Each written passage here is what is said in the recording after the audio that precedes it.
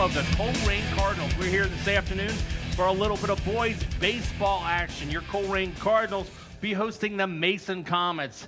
Joining me here in the booth doing a little color commentary is a local sports writer, Gary Schatz. Gary, welcome, and thanks for joining us today. Thank you, Brian. I'm looking forward to this one. Mason comes in. They're number one in the state with a perfect 16-0 record.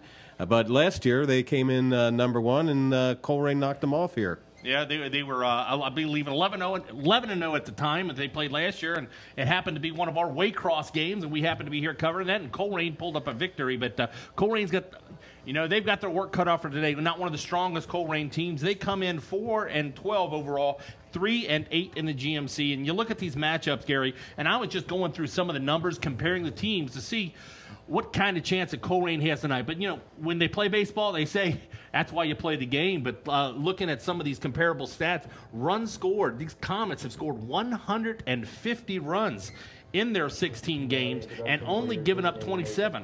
Colerain, on the other hand, has scored 46 and given up 104. So big discrepancy right there in runs. Colerain is going to have to keep their big guys off the bases and play good defense and keep walks to a minimum, and they could pull off an upset like they did last year. Yeah, it's simple. Baseball it's a complicated game when you look into it, but you can simplify it by, hey, just make the play that's in front of you. Take it one pitch at a time, one out at a time, one inning at a time, and if you could win those battles, Colerain could looking for another upset these Comets. But I look at these Mason Comets, and you say you keep their big boys off the bases, but who do you keep off the bases? They have 9 guys hitting over 300, 4 guys hitting over 400, and they're led by they've got guys that are second in the GMC. That's Lee Sponseller. He's hitting .514 and has an on-base percentage of .633. I mean, it's just unbelievable. And he's followed up by another senior, R.J. Thompson.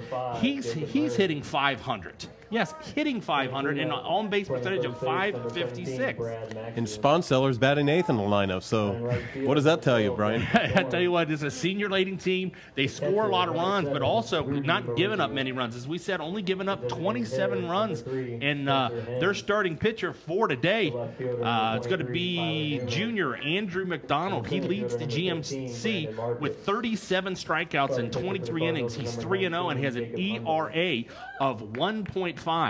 On the mound for Colerain Cardinals, Jacob Hunley. He's pitched 11 innings, has an ERA of 9.01. He is 0-2, but he does have 12 strikeouts. So waiting for the umpires here, and we're just glad that we could get a game out here. As I said, the weather has not been kind this to us, but as you can see on the field, getting ready for, they're going a little quiet here for the national anthem.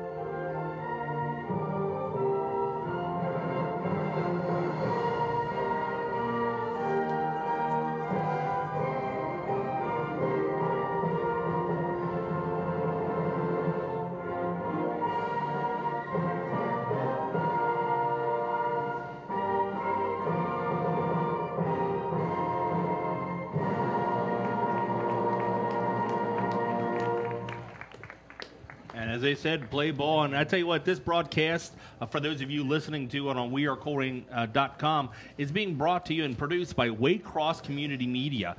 They're a group of volunteers here, and thank you for Waycross Community Media. And we'll be getting you your playback schedule. You'll be able to watch it on their Waycross Community TV's Time Warner Cable playback schedule. We'll get that to you later. But so we said, taking the mound for Jacob Hunley. for the Colerain Cardinals. Gary, why don't you give us the starting lineup for the Mason Comets? We have Connor McVeigh leading off and batting and playing shortstop. R.J. Thompson is at second base, batting second. Drew Johnson is a third baseman. He'll be hitting third. Rodney Hutchison at first base is the cleanup hitter. Connor Bryan, a designated hitter, bats fifth. T.J. Dunn, the left fielder, bats sixth. Joey Thompson is the seventh hitter. He's the catcher. Lee Sponseller is in right field hitting eighth. And Billy Highfill fills out the lineup. He's the center fielder, batting ninth. We said Sponseller, the fourth leading hitter in the GMC, batting ninth for this lineup. So, you know, threats all up and down lineup. And another stat we were pulling up, Gary, home runs for the year. This Mason Comets has 10 home runs in 16 games, which it doesn't seem like a lot, but at the high school level, I mean, it's a lot. And they've got balanced kids, nobody over 3 home runs. But this Colerain team does not have a single home run out of their squad this year. So, Colerain uphill battle today, but as we said, cliches are cliches. That's why they play the game. Yeah, they're going to have Colerain's going to have to scratch out some runs, and the key here is just keeping Mason off the board.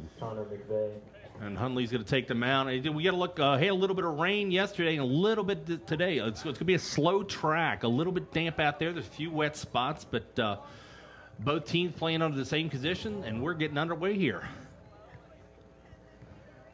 Hunley delivers the first pitch, and it's in the dirt, knocked down by Marizzi, ball one. Notice when they were getting ready, there's a little bit of a wet spot just in front of the mound, so we'll see how the pitchers adjust to that. A little high and tight, Hunley with the fastball, 0-2. Yeah, Hunley's got to find the plate here. He doesn't want to fall behind. As you say, you want to make these Mason Comets earn it. Nothing free, but they'll take whatever you get you. First pitch goes down to Spitznagel. Spitznagel to Maxey at first base, and that's out number one. And that's what you want to do. You want to make them swing the bat. They're going to make contact, and they're going to go to base, and don't give them any free ones. But you know, pitch to contact, trust your infielder. Spitznagel makes the first play right there.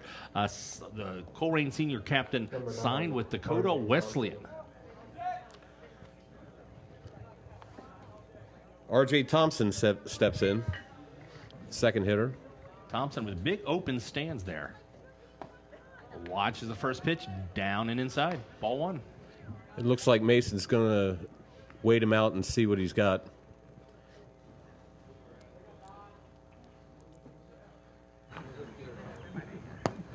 Again, low and outside this time. Falls behind 0-2. Looks like Hunley has some good movement, though.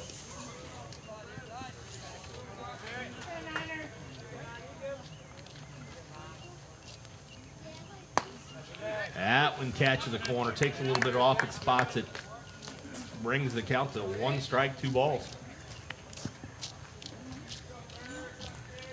Wide open stance by Thompson. Ball hit hard out the left field. It's going back, it's going back, it's going back. It is out of here. R.J. Thompson, the leading RBI man for the Mason Comets, gets them started in the first inning. Works Hunley deep into the count, gets the hitter's pitch, and goes left field to start this game with a big, big home run. Still, if I'm Brian Heffron, I want to make them swing the bats and not give them anything free. If they're going to hit it out, let them earn it.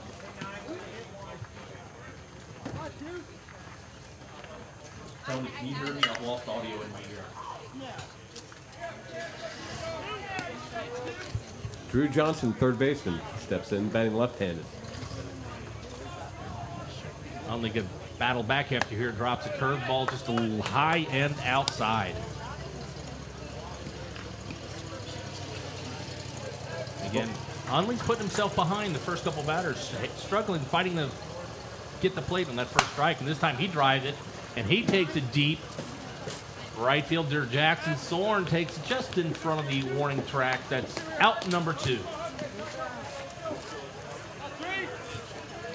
So this Mason team is not swinging at anything out of the strike zone, but they're aggressive when the ball is in the zone. And what I noticed coming out there too, this is a senior leading team, and all these guys, they're big ball players. These are big athletes out here for a baseball team.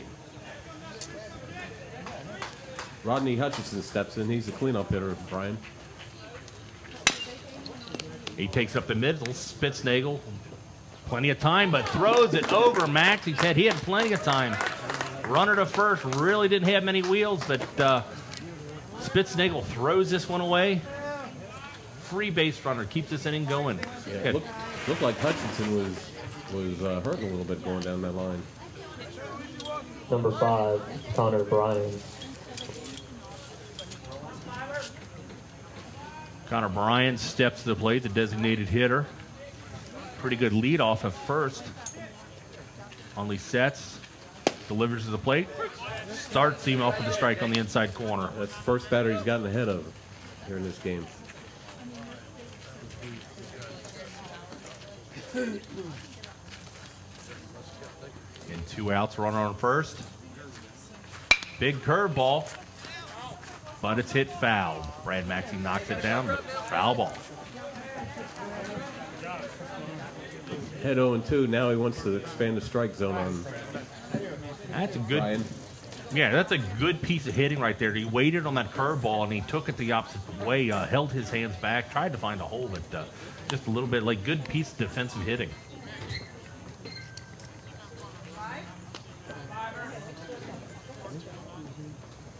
Hundley ahead of the count here.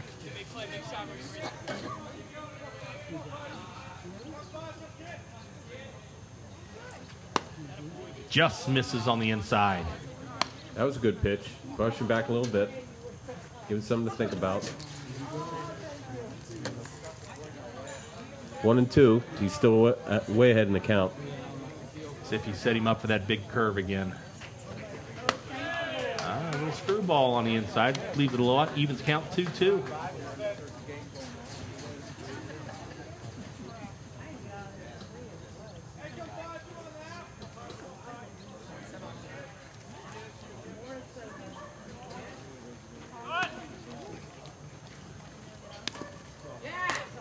Conley let him get a big lead there and really kind of took that on the pitcher. Not really running that well. Marizzi had a decent throw.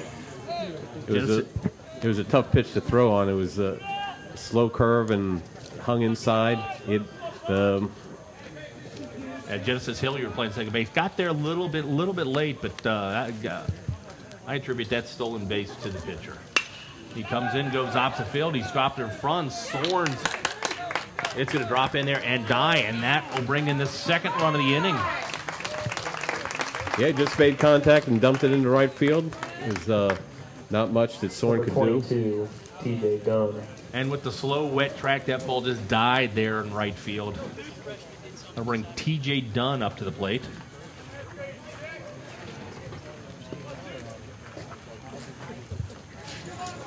So Mason jumps out in front real early here. And on the overhang, back early. Just kind of keeping an eye on him there.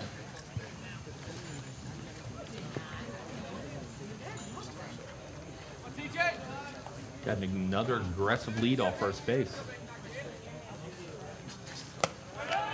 Ball up in the air.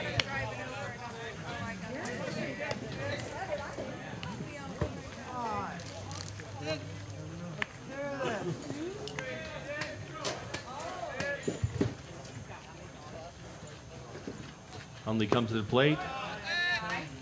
Looks like ball 2. Called that a little bit low. Marizzi behind the plate, getting up a little bit early, trying to keep that runner honest, but he's not helping his pitcher out. That was borderline strike. He throws over to first. Oh! Hundley wanted that one. The throw's down, but the umpire calls him safe. We see here on the replay, it's bang, bang. It's hard to tell right there. That was very close. That was a good move. Good camera work by you guys here at Waycross. Maybe that'll cut down on the running game a little bit. Good pitch. Hundley paints the corner with that one. Still behind 2-1 though.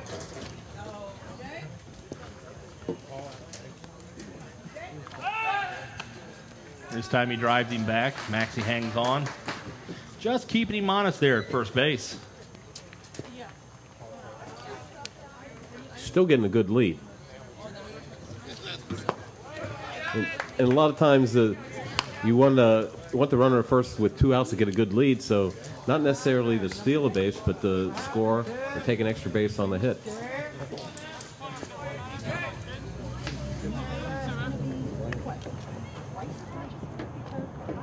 Comes to the plate, runner is moving, and he's popped this one up behind third base line. He's got room to make the play. And he can't get to it. It fell in front of 3 Cardinals there.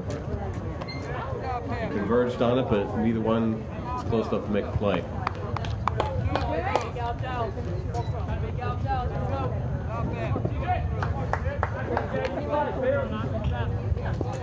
Jacob Murray, the third baseman, gave chase.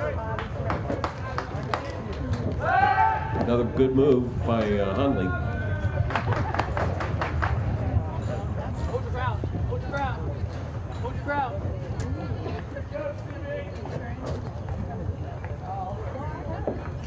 So with 2 outs, 2 already in, the runner's moving, and they hit the batter.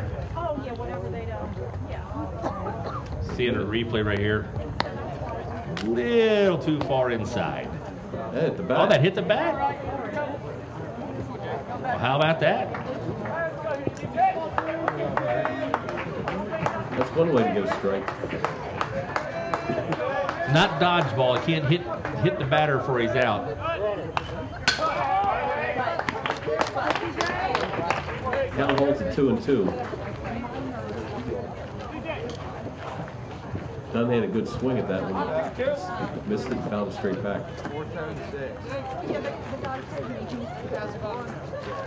Not an easy out anywhere in this Mason Comet lineup, and Dunn is just keeping him going, batting pitch after pitch.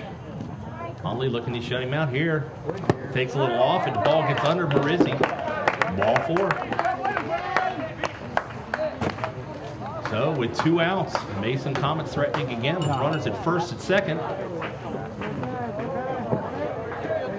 Number 8, Joey Thomas. Joey Thomas coming to the plate. Thomas the catcher. Only one left-handed hitter so far I've seen in the Mason lineup.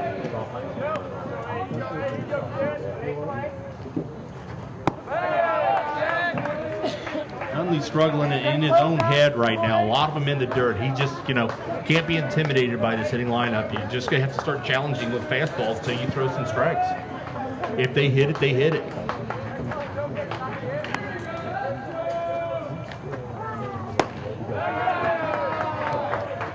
Now it looks like he's trying to aim the ball. He's just got to let it go, Brian. Yeah, you can tell by his reaction when he releases the ball. He's in his own head. Easier said than done. I could never pitch when I played. It's amazing how hard it is to put the ball where you want it. Green light on the 2-0 pitch. Foul to the left side. So Mason staying aggressive. Hitters count. Got the green light from Coach Gray. I think Coach Gray likes them to be aggressive. Again in the dirt, knocked down again by Marizzi.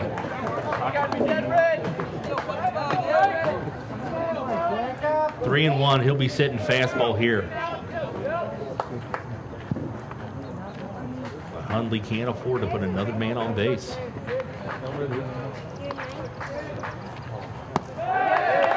And back-to-back walks, load the bases here.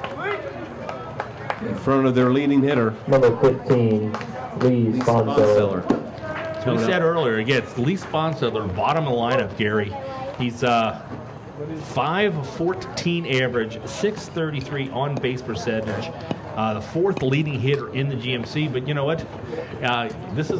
You put your RBI guys at the bottom of the lineup when it's almost after their first 5. They've started another top of the lineup again. Yeah, it looks like they have a lot of guys that can get on base. They kind of space them out. They have the big guys in the 3 and 4 hole. We saw some power already from the top of the lineup, and Sponseller with behind some hitters that can get on base, as we've seen here. he has runners to work with.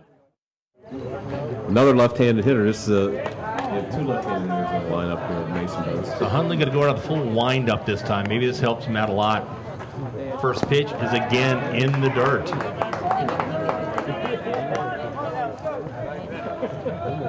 I think Coach Heffron had the whole team meet on the mound just to let Hundley know that he wasn't alone.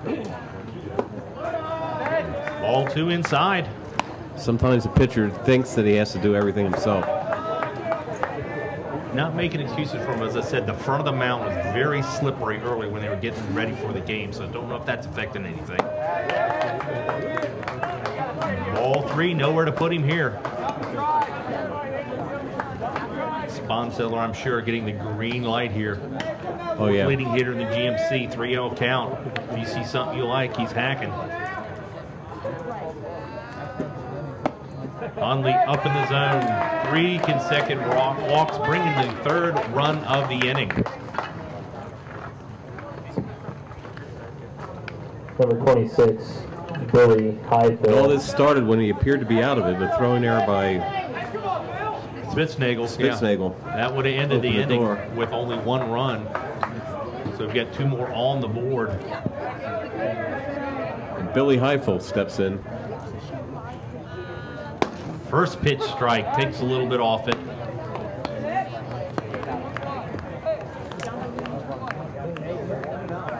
That's the key. He needs to stay ahead. He needs to be confident. He needs attack hitters. Rizzi does a good job knocking this one down to even the count at 1-1. But, you know, how much does it get in the head of the pitcher when they say, hey, pitch to contact, trust your fielder, and then your team captain makes an error on you? Kind of shakes you up a little bit. It does.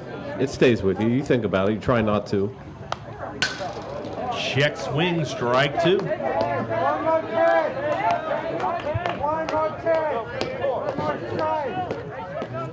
Looks like Hundley's having trouble with his release point. The last pitch that was in the dirt and the outside, he held on to it a little bit too long. I believe he throws that one in the dirt. Knew it right away. Yeah, I think some people call that gripping. Yes. Thinking too hard. You got to hold it like an egg. That evens the count at 2-2. Bases loaded, 3 runs in the top of the 1st for the Mason Comets. Hundley delivers, gets the ground ball to Spitznagel, deep in the hole, has got no play. Looked to second base first, but had such a good lead off at first. Had no play at second, and by the time he looked up first, the runner was already in, so that'll bring in the 4th run of the game.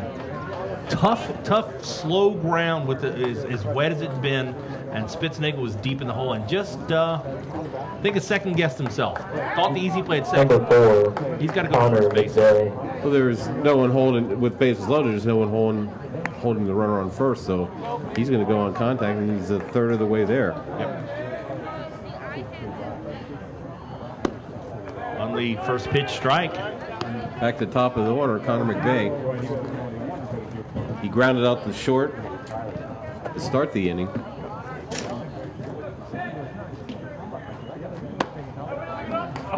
Ball 1. 1-1. I'm sure he wants to avoid this stigma of making 2 outs in an inning like I used to do.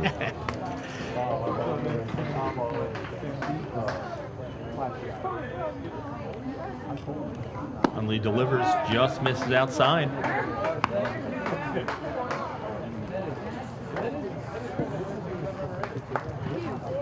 They scored 18 runs in that inning, if I'm not mistaken, against Houston. Ball is popped up. Or is he looking for room? Just a reminder, my broadcast partner, that people can't hear the conversation from the truck's end. So Thank you.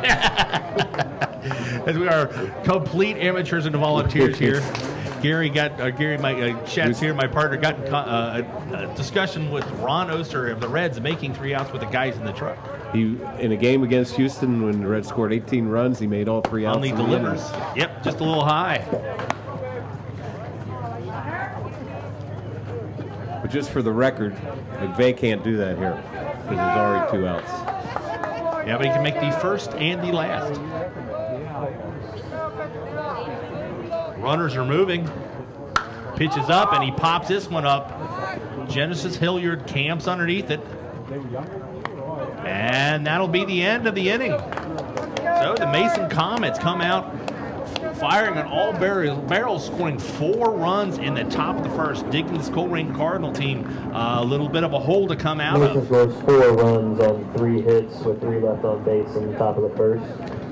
Top of the order due up for the Cardinals. As we said earlier, this game being produced and brought to you by Waycross Community TV. Thank you for all the volunteers you do at Waycross. Let us showcase our student athletes in the Colerain area. You can watch anytime online at www.waycross.tv. Or if you want to volunteer, you call 513-825-2429. If you want to help us out in future broadcasts or have a show of your own, thank you everybody from Waycross. And their playback schedule for this week. This game can be seen on Waycross Education Access Channel 4 on Time Warner Cable in Colerain, Green Hills, and Forest Park and Springfield Township. Thursday the 2nd at 9 a.m., Friday the 3rd at 7 p.m. Also on Waycross Channel 8 and Digital Cable 979 be available on Tuesday at 1 a.m., Tuesday again at 9 p.m., Wednesday at 5 p.m. and Saturday the 4th at 5:30 p.m. It could also be seen again at any time on www.waycross.tv. It'll be available earlier this evening.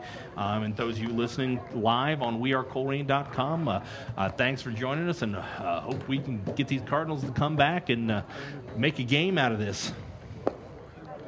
So on the mound, who do we got here for the Mason Comets? That's senior Andrew McDonald.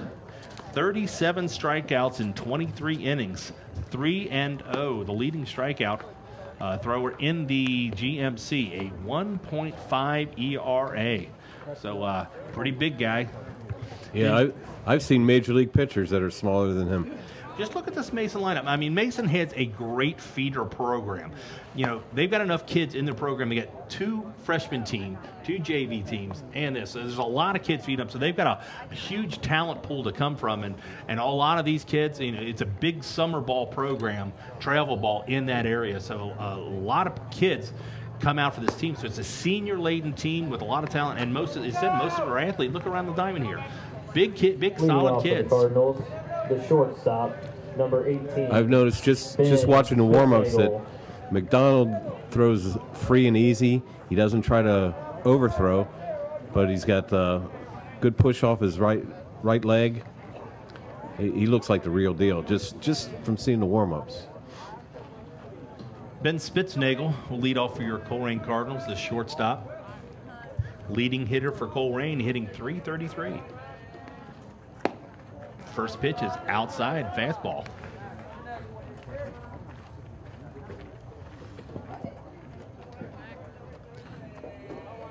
I'm sure Ben wants to make up for the throwing error in the first inning. That pitch evens the count, 1-1. But as a leadoff hitter, you can't get 4 runs back in one swing. He's just got to do his job as a leadoff guy and just get on base. That's exactly right. It's one pitch, like you said at the top of the game, one pitch at a time. Not sure what happened there. Mason Comet pitcher went into his windup. The referee has called timeout in the middle of the motion and is coming out to the mound. Looked like he slipped a little bit or something. The umpire's checking the mound out a little bit. Hard to tell from this vantage point, but he might be he might not have been on the rubber. I don't know if he was on the far right or far left of the rubber. He cleaned the rubber off a little bit with his spikes, the umpire did. That could have been it, Brian. You know, different pitchers have preferences where they stand. Some like to dig the big hole. We're only speculating up here what we see. But yeah, I didn't see any slippage, so I think it was placement of his foot there on the mound to make sure that he was on the rubber. Yeah, Tom Browning once told me that moving from one side of the rubber to the other made a big difference for him one season. And that's strike 2. That's a great name drop there, Gary. Thank you.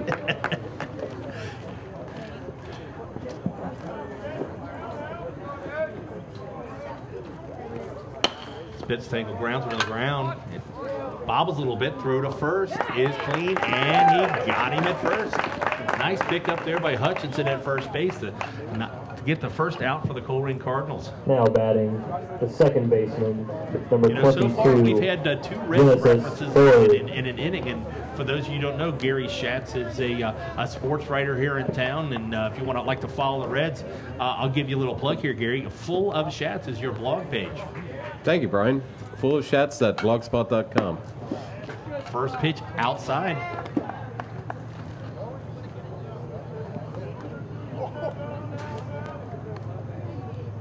Genesis Hilliard swings and misses. That was blown past him to even the count at 1-1.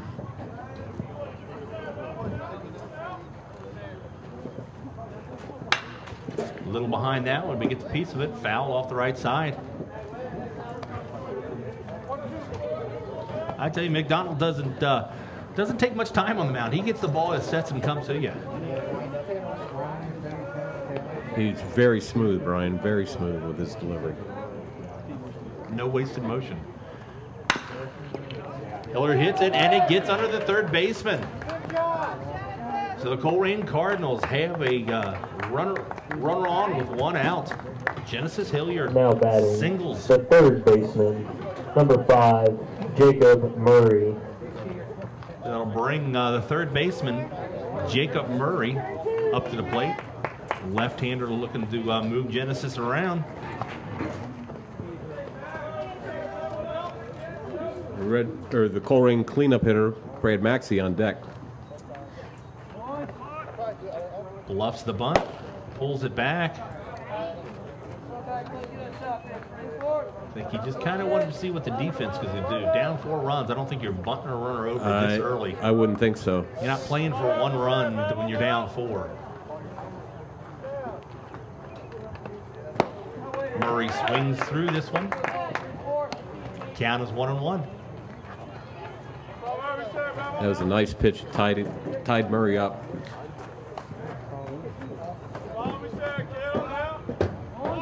Squares the bunt, and again, pitch up high.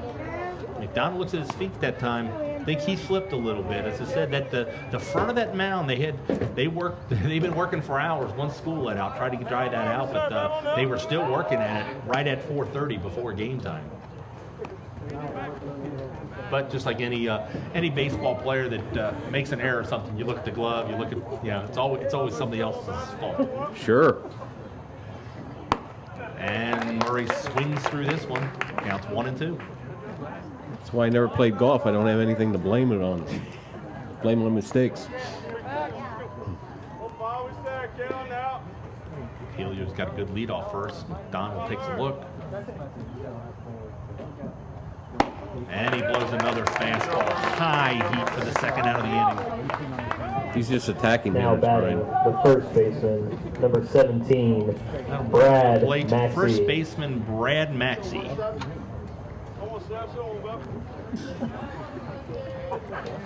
And if you look again, Colerain, look at the stats before.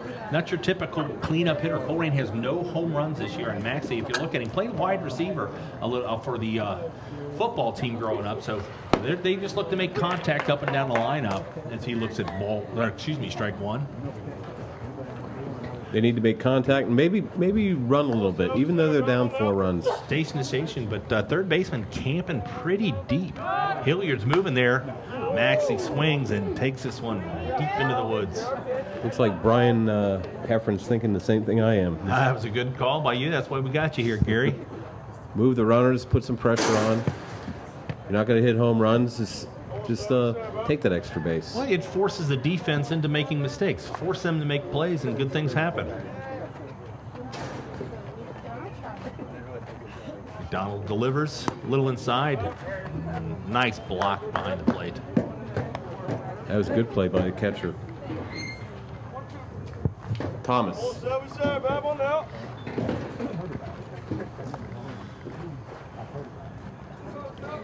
With a late lead here. Ball's hit up the middle.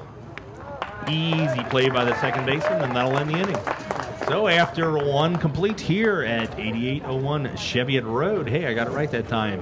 Mason Comets over the Colerain Cardinals, 4-0. The Cardinals don't score any on one hit and leave one man stranded. After one scores, Mason 4, Colerain nothing. Fans, be sure to visit www.wearecolerain.com for all the latest So as we news, come to this end of information, the top of the photos, inning, and more we about thank your the favorite Cardinal Waycross teams volunteers, and but players. I'm one of the members, and this is being brought to you on wearecolerain.com. And just like any Do up for school, the we could Comets. use our own volunteers here. So if you like what you hear and want to help us Hutchinson. out with another sport this year or next year, remember wearecolerain.com, and you can be reached Brian at wearecolerain.com, or just go to our front of our webpage, click on Contact Us, and come volunteer. We could use your help, and all the extracurricular activities at Colerain High School, which are brought to you by the Colerain Boosters. And I tell you what, whether you're a Colerain person, whether you're a Mason person, schools are only as good as their booster program. So if you're not a member of the Colerain Boosters, if you're not a member of the Mason Boosters, please support the kids today and the kids of the future. Join the Boosters. Yeah, and I'd encourage everybody to come out and volunteer because this is a great experience. I enjoy doing this. You know, Gary has said you're a sports writer, sat behind your laptop for years there covering the Reds, but, you know, no one will allow you to, get the face for radio. And the body. So, as I said, a lot of us here to get the opportunity to join here at Waycross and do games like this, we always said we're fans first. We used to sit in the stands and complain about the game and say what we would do. Now they throw a mic at us, and we got to clean up our act a little bit here, but it's fun to do a little bit something different. Clean up your act, and you find it's not as easy as as Marty Brenneman makes it sound, or any of the professional broadcasters. It takes some skill. For the Comets. Number 9, So we're coming R.J. Thompson to lead off for the Comets. He homered to left in his first at bat. Pitch is delivered. Takes a little bit something. Started off with it looked like a little bit of change up there, but gets strike one. Good to see Hundley bounce back after that first inning. Come first pitch strike. Marizzi gives him the target, but a little bit low outside.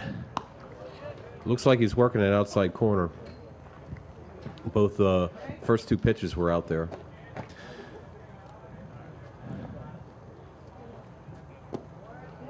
Big breaking ball in the dirt again. Yeah, the last time I think he made a mistake of the pitch, a fastball on the inside, and he just took it deep. So he's going to work the outside away from this open stance. That ball was thrown again on the outside corner for another strike, but as you saw, even with the open stance, he does not open his hits there. Dead pull hitter.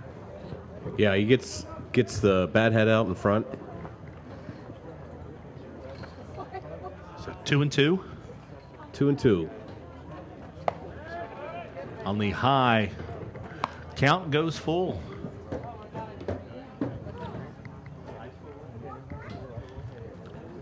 I know he hit a home run his first at bat, but you want to go right after him. And he's on base again. R.J. Thompson starts the game, or starts Number the 2, top of the second off Johnson. with a walk. You know what? A 509 average with a 556 on base percentage. Thompson gets the job done from the second hole, but it showed his pops. And now we got who we got coming up here, Gary? We have Drew Johnson, the left-hand hitting third baseman. He flied out to right his first time up.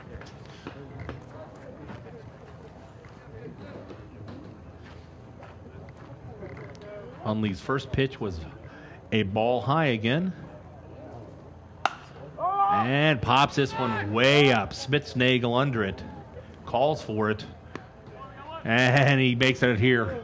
With a cloudy day like that, a ball like that scares me. Trying to draw rain with that one. And we don't need any of that, Brian. Yeah, it's a good thing we didn't have a dome hole because he got under that. That one took a while to get down. Good hang time on that one. There's big Rodney Hutchison. He reached on the throwing area by Spitznagel in the first inning. Stole second and came around to score. Throw over. He's in there easy. On a single by Connor Bryan. Maxey throws it away from Hundley, but doesn't go anywhere.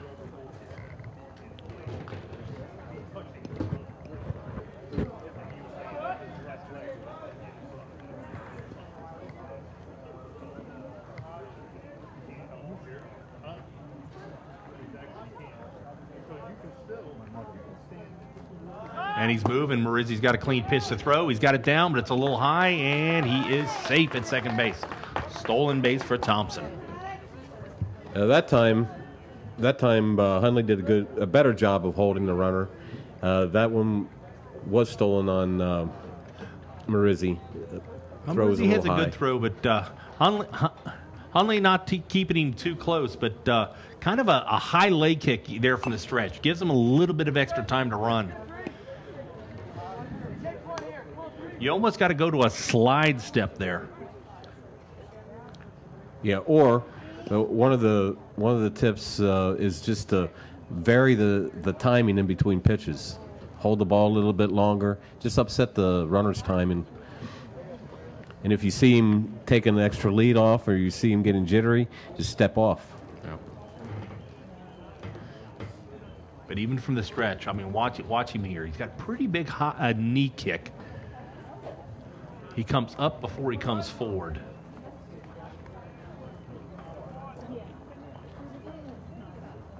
In the dirt for a ball. So we got one out, runner on first. Or excuse me, runner on second.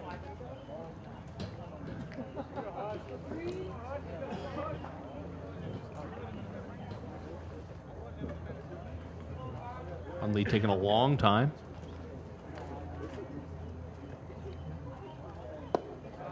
Curveball outside. To bring the count to 2-2.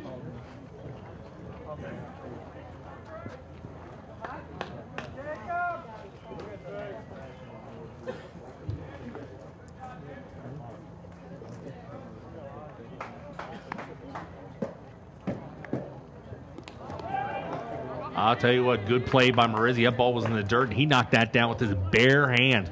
See here on the replay, knocks it down. Can't get the glove out there, but knocks it with his bare hand. I tell you, Marizzi, a linebacker on the Colerain football team, shows a little bit of toughness right there. And great lateral movement. That one was way outside, and he almost got his body out there, which is what they're taught to do. So we get a full count.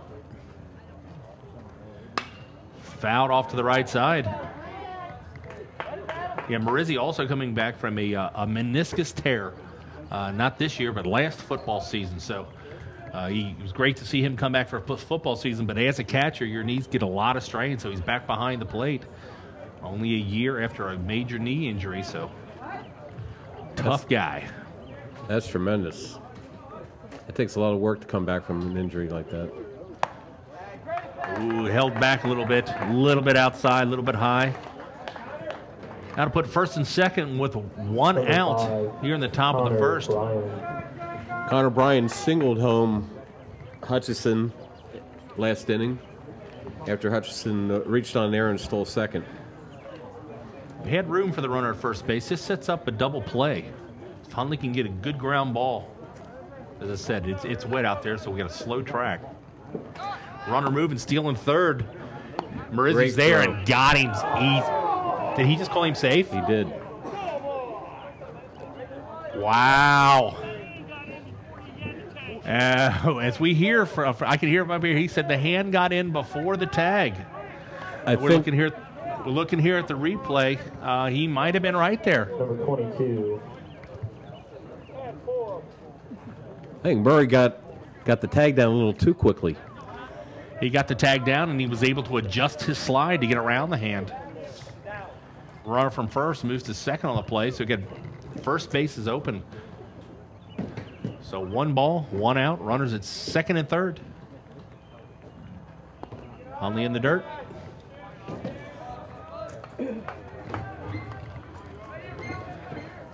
That was a good throw by Marizzi. It was there in plenty of time. Yeah, he almost stopped in the middle of his slide, readjusted where he wanted to place his hand, and chose, as you said, Murray might have got the tag down too early. But tough break here, the Cardinals. As we see ball three. Hutchison is taking big liberties at second base.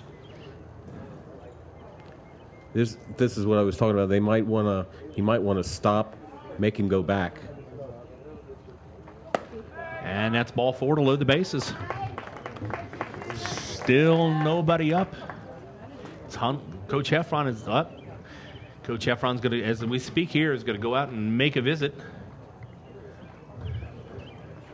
Didn't see anybody warming up. Probably just wants to talk to Hundley. Then again, kind of got an obstructed view up here to the Cardinal bullpen, so I could be incorrect, and I am incorrect. Andrew Lucas into the ball game. Yeah, the Cardinals need someone that can throw strikes right now. Lucas has pitched 6 innings for the Cardinals. Appeared in 4 games, has 2 strikeouts, and has the only one of the only saves here for the Colerain Cardinals. He's got a 4.67 ERA.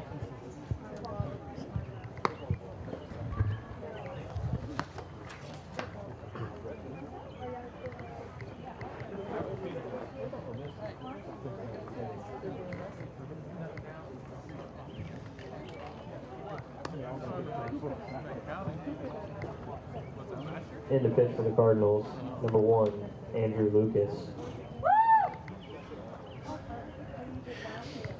You know, big difference between Andrew Lucas coming in and the McDonald, the pitcher from the Mason Comets. Not very big in stature out there. We see what he's got in his pitching repertoire. Lucas could fit in McDonald's pocket. But as we've seen from pitchers like Greg Maddox, it's not about power and size. It's locations, changing speeds, keeping the batters honest. But right now, before this game gets out of hand, it's about throwing strikes. Yeah, that's what he needs to do. Just throw strikes and, again, rely on your defense.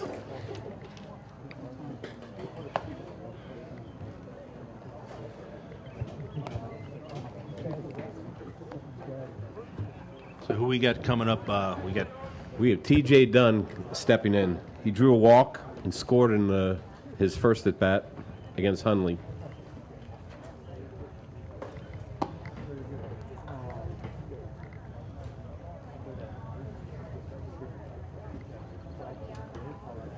Number 22, T.J. Dunn. The base is loaded, 1 out. Mason's up 4-0. Let's see if Andrew Lucas can put a stop to this inning. Corners in, looking to come home with the play. Middle in the infield, double play depth.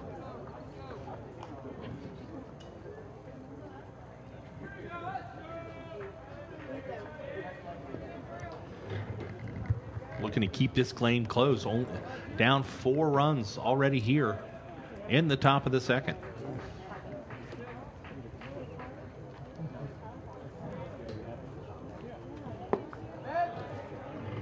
First pitch just misses. Yeah, he's trying to keep the ball down. He wants him to hit it into the ground. They have a force at any base. Lucas sets. Keeps it down again. Evens the count at 1-1.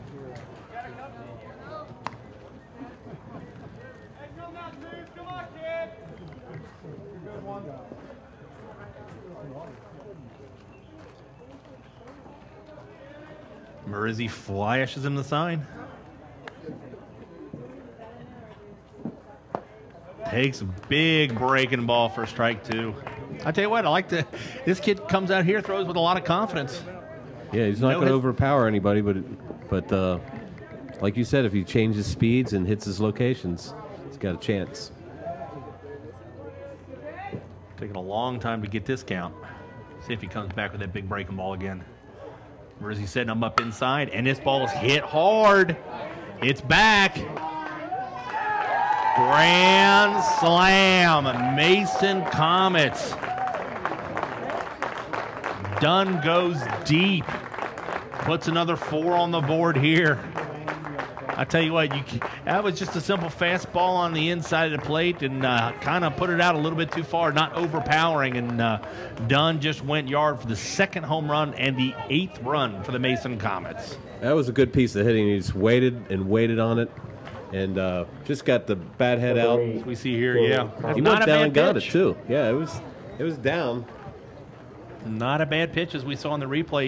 He got it below the knees, and it said got down and got it, and that ball just carried out here. Even in this cold, heavy air, that ball carried out of here. So empty the bases. Let's reattack and then readjust. It's all what they call learning experience here. Joey Thomas, the hitter. He walked in the first inning. Breaking ball down in the dirt.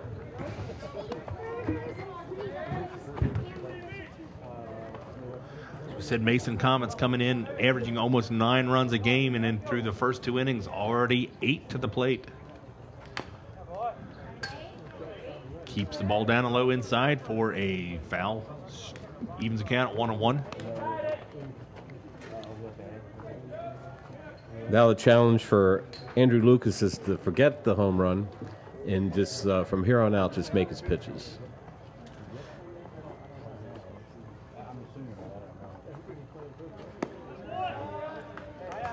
Outside ball 2. Easier said than done, Gary. You know, but you think about it. Your coach can tell him get empty bases now. You're not inheriting any runners. It's your game from here now. Yeah, it is not as easy because human nature is going to tell you that he's going to remember that pitch. Ball hit to the right side. Again, falls right in front of Sorn. Dies out there. That's a single. That'll bring up Sponseller again. Number 15. Sponseller walked Sponseller. in his first time up. Another one of the Mason Comets, as we said, came into this game hitting .514 with a .633 on base percentage, batting at the bottom of the lineup.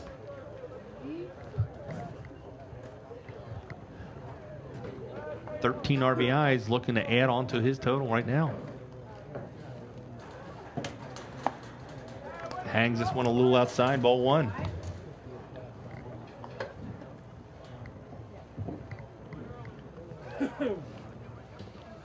Pretty good lead out first. I can see how the Comets hit so well. They wait for their pitch and don't miss it. Gets a strike there to even the count 1-1. As I said, where do you attack this lineup? Top to bottom. I mean, everybody on this lineup hits. It's easily seen why they're the #1 team in the state right now.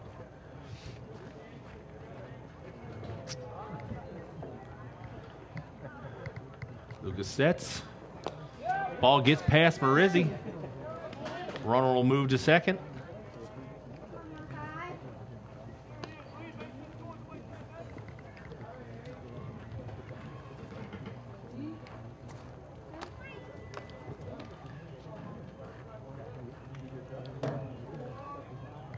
That's something Sponseller likes to see. He likes to see runners out there for him to drive in.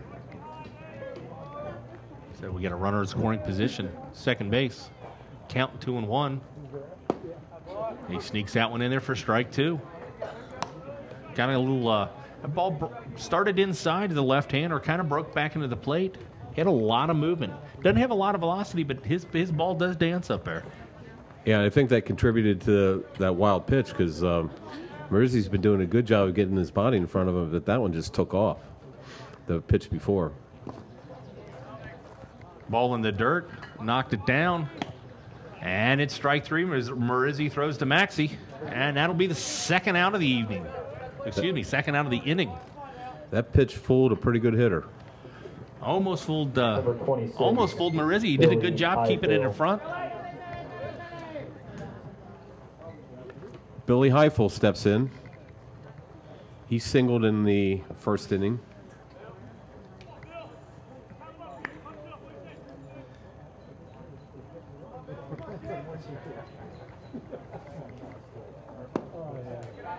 Outside.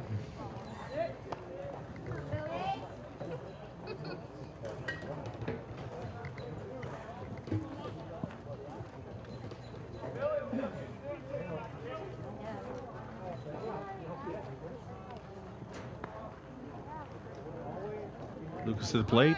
Runner bluffs. Ball 2.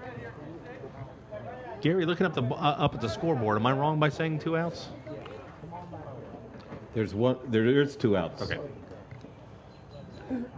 It's been there's been a few batters in between the 2 outs, but there are 2 outs.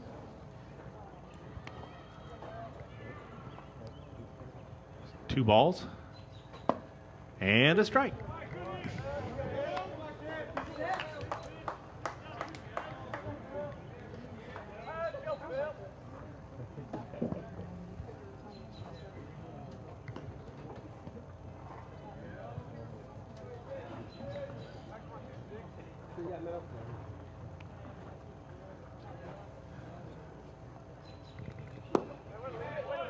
Ooh, Lucas wanted that one. That was close. Breaking ball just missed. Might have been a little low. Had the batter questioning a little bit. Nice pitch. Highfield bailing a little bit. 3-1. Hitters count here. Scoring. Runner in scoring position at second. Got the green light. The breaking ball comes again, and Marizzi takes another one. Looked like, yeah. Well, same curveball down in the dirt. Marizzi gets his hand down, but got him right in the thigh. Yeah, we'll call it the thigh. Again, great camera work on the replay for the guys at Waycross. They're giving Marizzi some time here.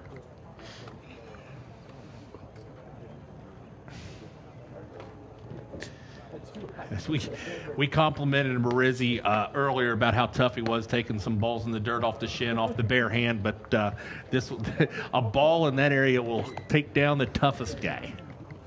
Catching hurts. And this is what I loved when I used to coach. This is kind of a funny time where a coach could, you want to get a guy laughing, and Coach Heffron's up there, got a big, I can see from here, big grin on his face.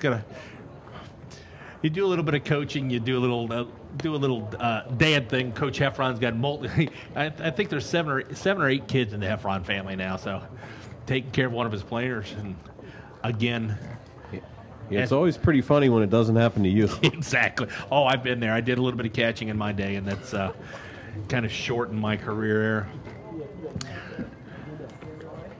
there. Colerain trainer out to see Marizzi. And I always like, what was the big baseball term they use? Rub some dirt on it. Yeah. That never did anything. No, sometimes it made you think it did. Yeah. And that's all you need right now. Especially when my kids were little and I was coaching, one of my favorite things to use is that the cold spray. Oh, yeah. That healed a lot of things. Yeah. Made some noise, made the skin a little bit different. But I tell you, Marizzi, hopefully he's okay. He's taking a long time.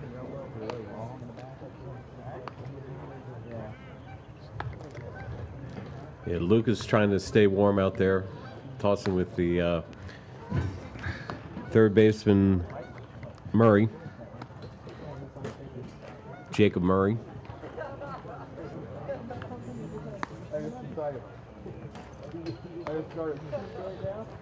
Yeah. Coach Heffron looking to take inventory on his bench here. Yeah, looking who he's got. I know they got Tyler Leonard's done some catching, but he also does some pitching.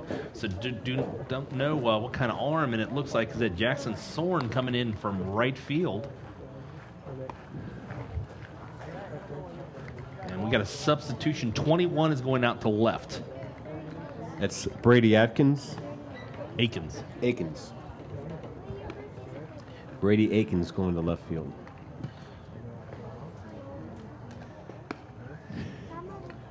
And Marizzi Akins behind the plate. I had to, I'm sorry. That was good.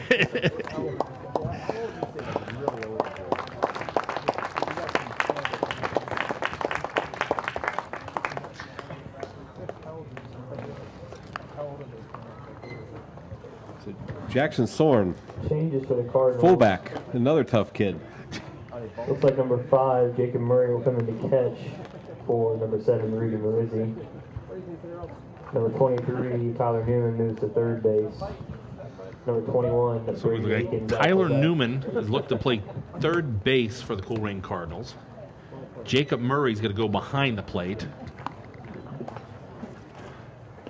I believe Jackson Soren did stay out there in right field. I got them mistaken by the number. I believe that's the only changes we have.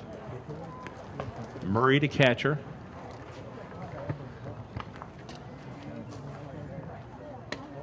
Aikens to left. And Newman to third base. Yep.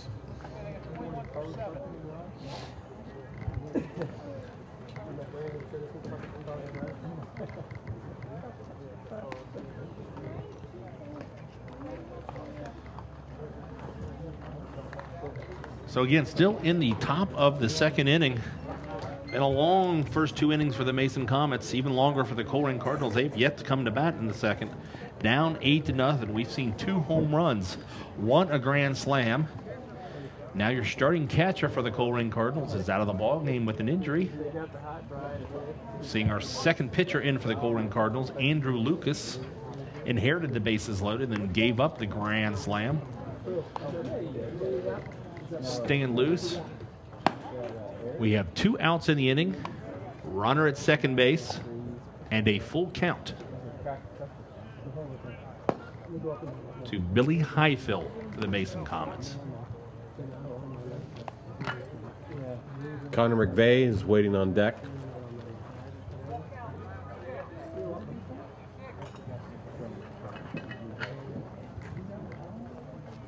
Strike here, Brian, would solve a lot of problems, wouldn't it?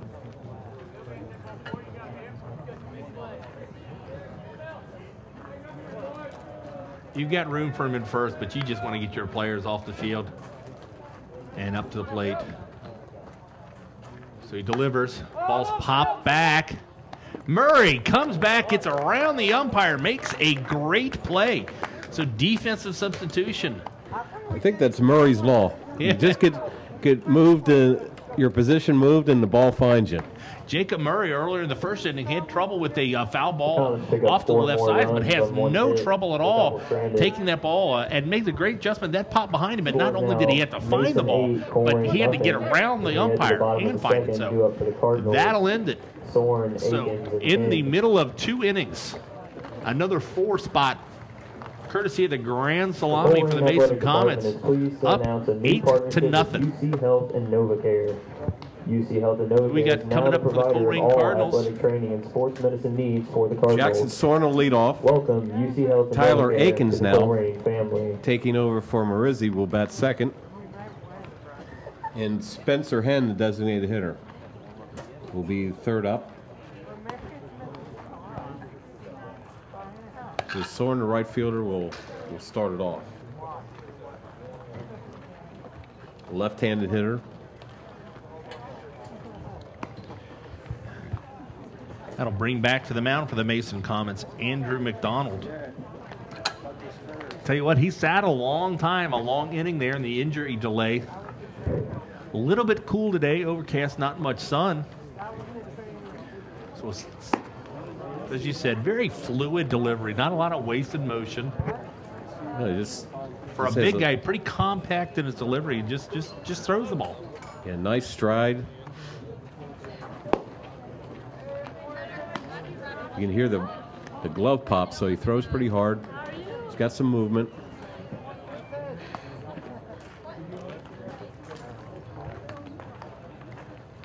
As I said, Jackson Soren will be leading off for the Colerain Cardinals. Yes, that is the Jackson Soren, fullback for the Colerain Cardinals. Not having the year so far that he wanted to, but always a threat with the bat in the hand. A good all-around athlete. The right fielder, number 12, Jackson Soren. Started out as a quarterback for the Cardinals sophomore year. And they found out he could be a running back and did an outstanding job for the Cardinals. Well, yeah, he got moved. L.A. Ramsby came to Colerain, and when you've got an athlete like Jackson Soren, but a better athlete than L.A. Ramsey, you're going to find a spot for Jackson. I tell you what, and it was never the prettiest fullback out there. He ran ugly, but he ran hard. That's what you want. A gritty baseball player likes to get dirty. He's got an open stance here. Looks at ball one. And Jackson said open stance. McDonald tried to work him outside. And time called. Time called, not sure where. I think catcher asked for time to go out and talk to McDonald. I don't know if we had a mix-up in the signals. I didn't get a ball hit to me, but I ran them. They wouldn't let me because I left my hands. I understand. I notice they don't try to hide their what they're saying like the major leaguers do. You know what? I don't know if any professional baseball players hire the lip readers, but that talking into the glove, I don't know if it's absolutely necessary every time. I think if Matt could give us a good shot, we could read some lips here. So McDonald, second pitch is outside for ball two. Colerain needs base runners, and lots of them. And Coach Heffron is talking with the umpire. Might have to send somebody down and figure out what's going on. I don't know if the pitcher's not coming to a complete stop. Is that what Coach Heffron's complaining about, or foot not on the rubber? Something's going on with the delivery or something on the mound that Coach Heffron doesn't like. The umpire's talked to the pitcher a couple times, but not really sure what the call is. Well, with no one on, he doesn't have to come to a stop. He can stop all he wants. There's the first strike. 3-1.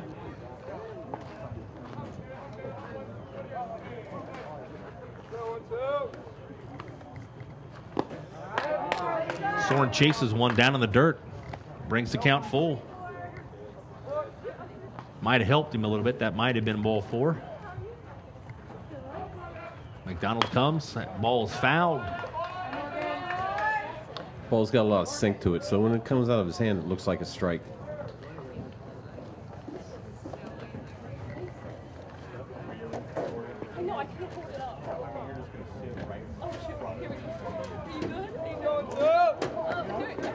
McDonald with the payoff. Soren swings through it. Strike three. Now batting the left fielder, number 21, Brady Akins. Let's see what Brady Akins. He just entered the game when starting catcher Andrew Marizzi was hit by a foul ball.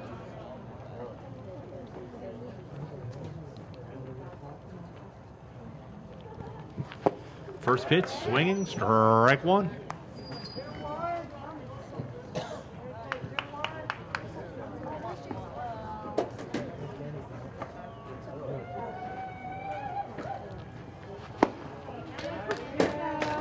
I'll tell you what, not wasting any time out there, comes with strike two. Andrew McDonald showing why he's the GMC leading strikeout artist. With a third strike. Back-to-back hitters, back-to-back strikeouts. The designated hitter, 39 on the season number 3, McDonald. Spencer Henn. So Spencer Henn comes up to the plate for the Colerain Cardinals, trying to get something, a little two-out rally here in the bottom of the second. Henn, the designated hitter.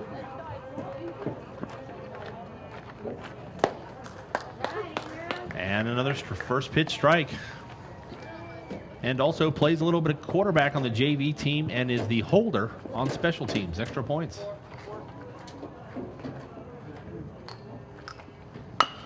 Hits the ball up the middle. Waits on it. Throws the first. And that's a 3 outs. So after 2 here at Colerain High School, Mason Comets leading the Cardinals. No runs, And a score but no of hits and 8 one left on to the nothing. Cardinals. As we head to the top of the third, the score remains Mason 8, Colerain nothing.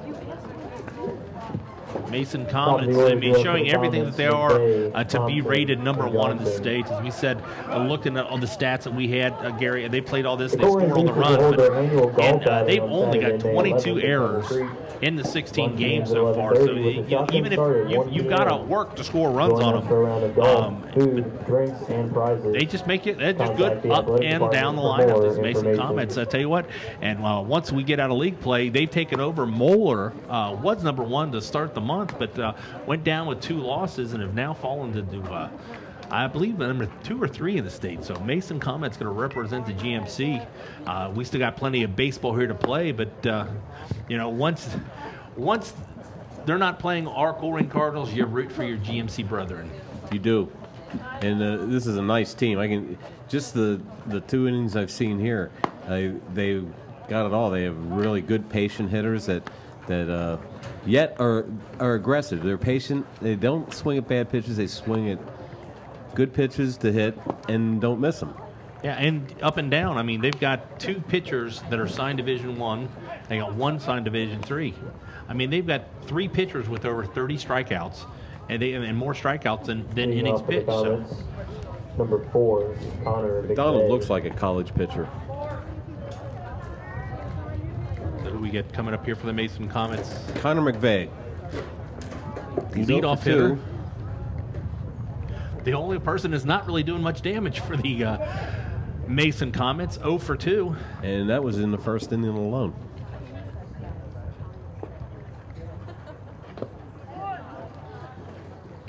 But he's batting leadoff for a reason, Brian.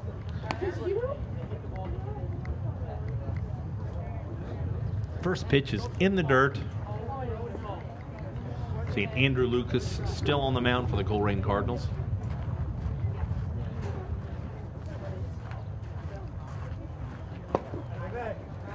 A little bit of movement on that pitch. Gets it past him, evens the count at 1-1. It looks like Lucas is getting his bearings a little bit. Not going to overpower anybody, but spotting well after that first when he first came in after relief. Just misses there. Yeah, he came in a tough situation. Bases loaded, already down 4 runs. But in second inning, too, you're really not given a lot of time to warm up. I mean, not just physically, but mentally to be prepared. Usually as a reliever, you're looking to come in the late innings, not in the second inning. Evens the count 2-2 as he fouls the ball off to the right.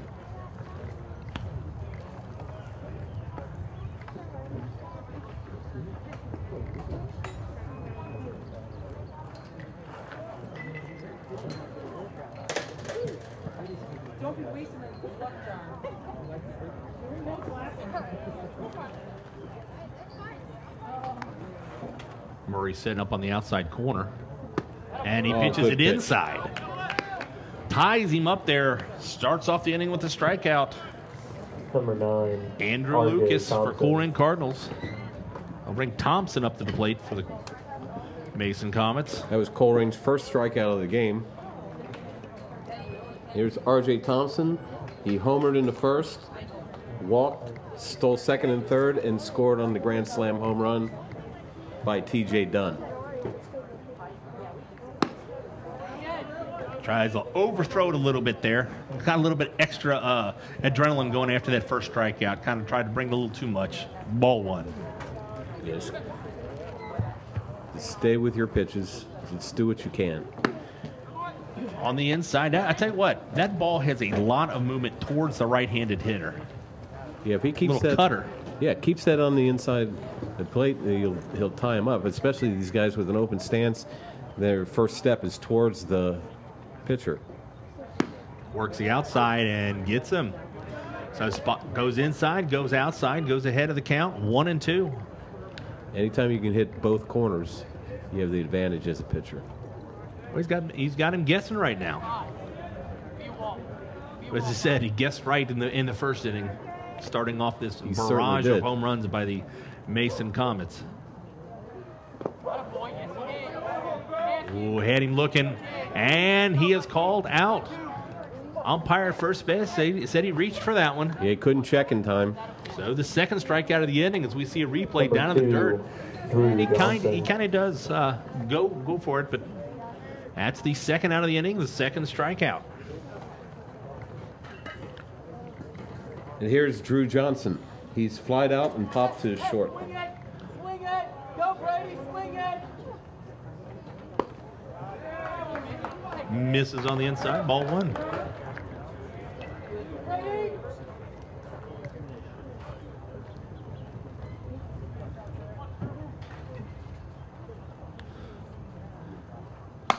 Ball is hit hard, but foul to the right. He had Johnson way out in front on that one.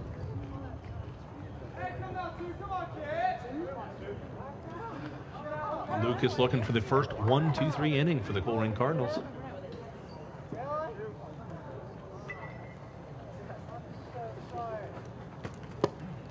Works the outside of the plate, 2-1.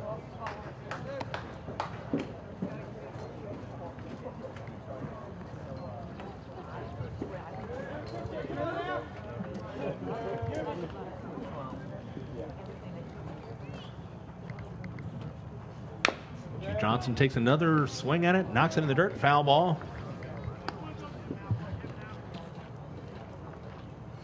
Johnson hitting .440 for the year, .475 on base percentage.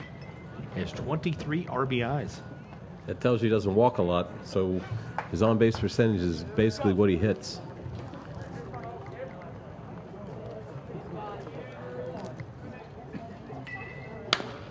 Fights this one off. Nice play down at third base. Throws to Maxey. He's out. 1-2-3. Tyler Newman, your third baseman here. Does a good job here to fight this one off. Pokes down to third base, but Newman stays with it, plants his feet, throws to Maxey. 1-2-3. Colerain Cardinals shut him down. Marcus and Spitznagel. The 17th annual Boosters Breakfast of Champions will be held on Saturday. So again, I'd like to thank all this broadcast is brought to you again and produced by Waycross Community Media. They're a group of volunteers. All right, thank you for all cameramen that are around here. Tony Suarez is in the booth, and if you'd like to help on a future production or even create a show of your own, it's called 513-825-2429 or visit www.waycross.tv/volunteer. All around the community, not only sports, but all the extracurricular activities. You'll see them at the concerts around the band, the orchestra concerts around Colerain High School and other high schools around there. So thank you for Waycross Community TV to let us showcase our student athletes here at Colerain High School. Get another look at Andrew McDonald. Cardinals have one base runner, and that was a infield single by Genesis Hillard in the first inning. He was the second man up. How many strikeouts does McDonald have so far? He's got 3 strikeouts, no walks. So half his outs so far have been strikeouts. Which gives him, what, 40 on the season? And yep. Yeah, he had 37 going into this game. So in 25 innings, he has 40 strikeouts. Now batting, the third baseman, number 23, Tyler Newman. Let's see what Tyler Newman can do with McDonald here.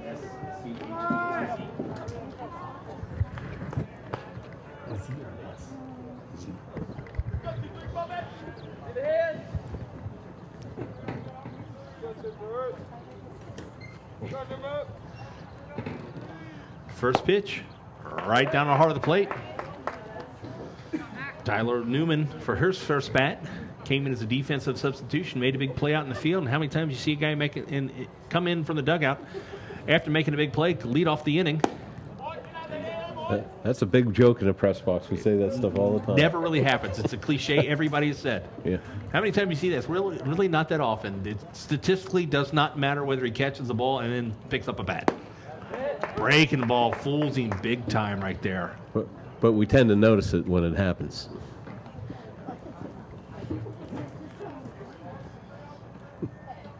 So 1-2. And McDonald heading, guessing again. Changing speeds and location. Now batting. His 4th strikeout of the game. Number 15, Brandon Marcus. He was determined to swing at that wherever it was. Brandon Marcus up to the plate for the Colerain Cardinals. 1 out.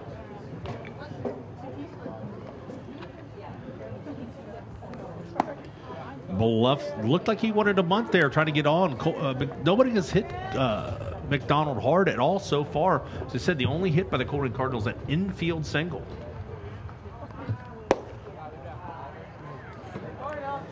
Now, one thing I'm seeing there, every time somebody squared the bunt, though, McDonald's kind of rushed his delivery a little bit. Drew Johnson's creeping in at third base. Looking for a bunt, maybe. Nice breaking ball. Strike one. McDonald's, I've said it before, but he's really smooth. Strike two. He doesn't take much time. He just gets the ball and throws it. Yeah, and he doesn't tip his pitches. The motion's the same whether he's throwing the breaking ball or a fastball. And high heat. Fifth 5 strikeouts for McDonald.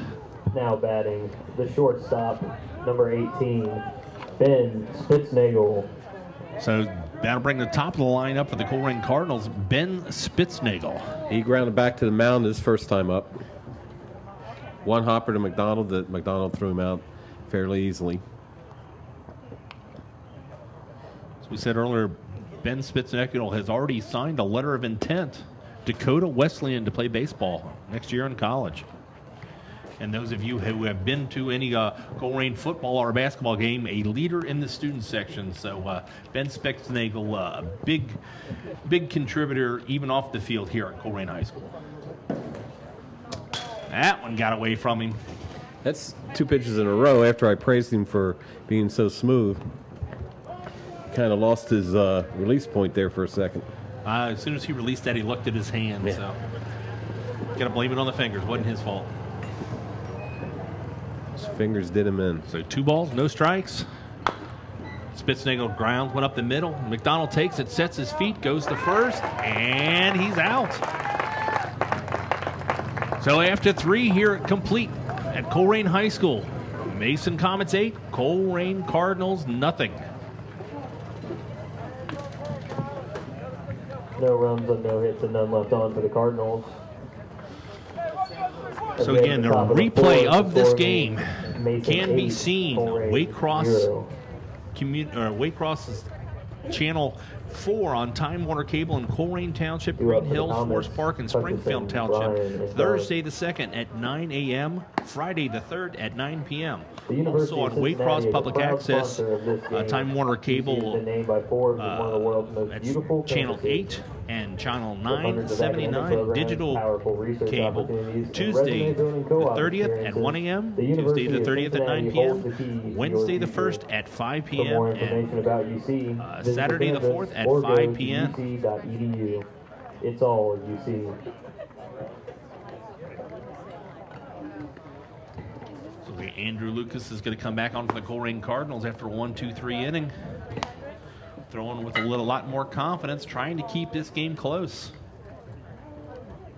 Well, he came in with bases loaded and gave up the grand slam home run to T.J. Dunn, and Joey Thomas followed with a single, but it was just a dink to right, and he's retired the last 5 he's faced. Yeah, so 3 by strikeout. Take away that it's a big thing. Take away the grand slam, the first batter he faced, and he's really done well.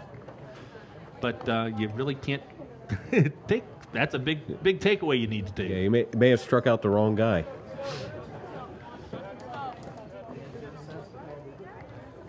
Here's Rodney Hutchison. Reached on an error and scored, and walked and scored in his previous 2 times up.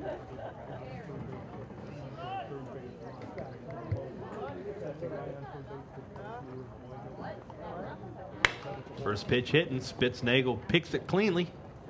It's the easy throw. Brad Maxey scoops. We got 1 batter. We got 1 out. That's 6 in a row retired by Lucas. Number 5, Connor Bryan. Connor Bryan, the designated hitter. He's singled and scored and walked and scored. Drove in a run with his single. Drove Hutchinson home in the first inning for the Comets' second run. Murray catches this one on the outside corner. Starts him off with a strike.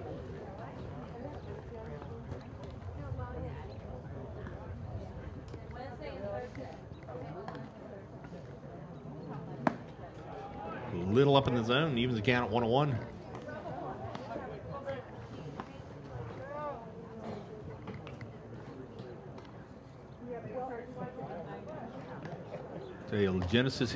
Genesis Hilliard at second base, really playing to the right side of the infield. Big hole up the middle.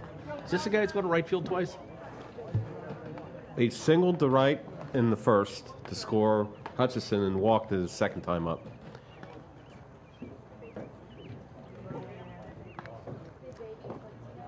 Big breaking ball knocked down by Murray for evens the count at 2-2. If you recall, his single dropped right in front of Soren in right field towards the line. So Genesis down there at second base, doing a little scouting here, a little adjustment. This time he pulls it down to third base. Newman plants his foot, and that's another out. Andrew Lucas coming in relief and doing a good job after giving up that grand slam. Yeah, that's impressive. It's hard to forget something like that. You come in and give up a grand slam home run, but you have to settle down. You have more innings to go. You got to do what you can. T.J. Dunn hit the grand slam home run and walked and scored in the first.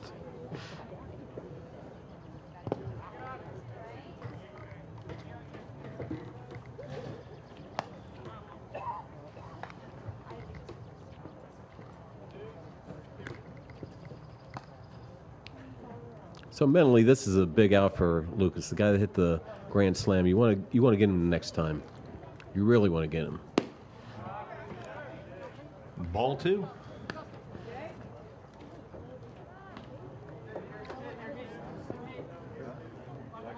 Yeah, but you've been thrown with such confidence since that's happened. You don't want to let the number on the guy's back affect the way you pitch to him. Challenge him again. Pops this one up. Left fielder under it. Makes the play. And again, Colerain. Lucas shuts them down in the top of the fourth. Coming to the plate for Colerain Cardinals. Who we got, Gary? Genesis Hilliard will lead off. Jacob Murray that's second, and Brad Maxey is the third hitter. To the bottom of the fourth. Genesis Hilliard, the only hit for the Colerain Cardinals. Maxey. Looking to keep his big game going. Infield single, a lot of wheels here at first. First at bat. For all the latest news, information, photos, and more about your favorite Cardinal teams and players. Brian Heffron holding a rally outside the dugout. You know, Heffron, I believe this is his second year of coaching, so still getting used to, he's coached at different levels, but it's his second year as the head coach here at Colerain. Not a real demonstrative guy, but, gets the point across. The defensive back coach for the football team. I just remember the game last year when they upset Mason here and how cool and calm he was and went out and as I recall, they're facing the leading hitter as the tying run. And he went out to the mound and just told his pitcher to if he's going to hit you, make him hit your pitch. It seems simple. Baseball's such a simple game. Throw the ball, hit the ball, catch the ball. But the nuances of it and the little things that happen during the game, as we're watching a warm-up pitches go off the dugout. So think McDonald's running out of gas here? No. I don't think so. I think he's got plenty of gas. I think he's got a big tank. He's a big boy. Yeah, unlike football rosters, don't have height and weights in here, but an imposing figure on the mound. And as young as Lucas and small as Lucas on the mound, you've got a guy that size with the full beard staring at you. That makes him look even bigger.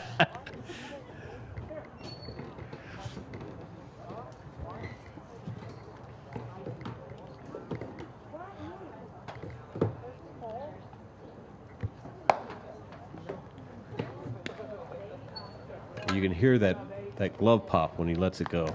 That's leading off for the Cardinals, the second baseman, number 22, Genesis Hilliard. So let's see what Genesis Hilliard can do. Pulled one to third base and beat it for a single in the first inning. The only Colerain base runner so far.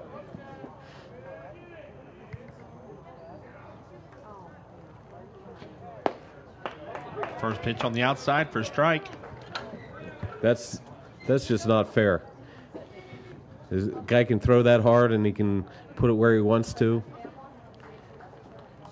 So Hillard trying to find a pitch that he can hit. He swings through the second pitch for strike 2. So he's down 0-2 to McDonald.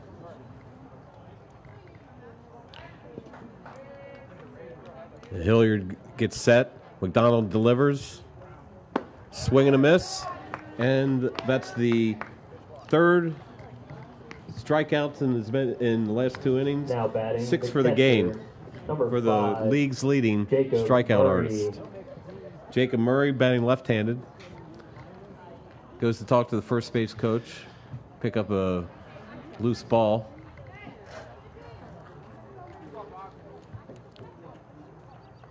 Murray started at third base and had to move to catcher when Andrew Marizzi was hit with a foul ball. Struck out in the first inning against McDonald. There's a foul back on a fastball. So it's 0-1. Nothing but strikes so far in this inning for McDonald.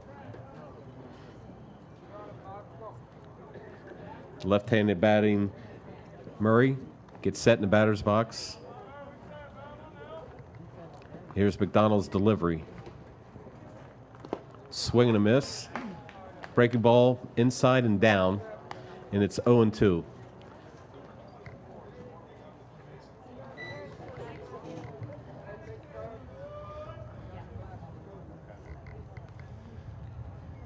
Jansen Biesecker is warming up for Mason, but swing and a miss on an 0-2 pitch. In the dirt, the catcher Thomas scoops Now it and throws batting him out. The first baseman, number 17, Brad Maxey.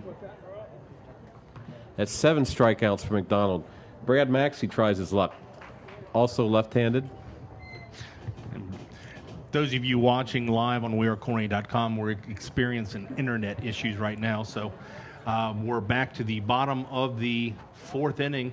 2 strikeouts to start the inning. Maxey's up to the plate with 2 outs.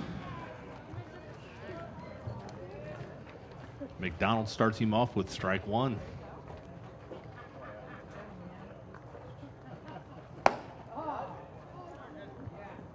Checks down to the first base umpire. Says he held back. That's the first ball of this inning. That's the first called ball of this inning.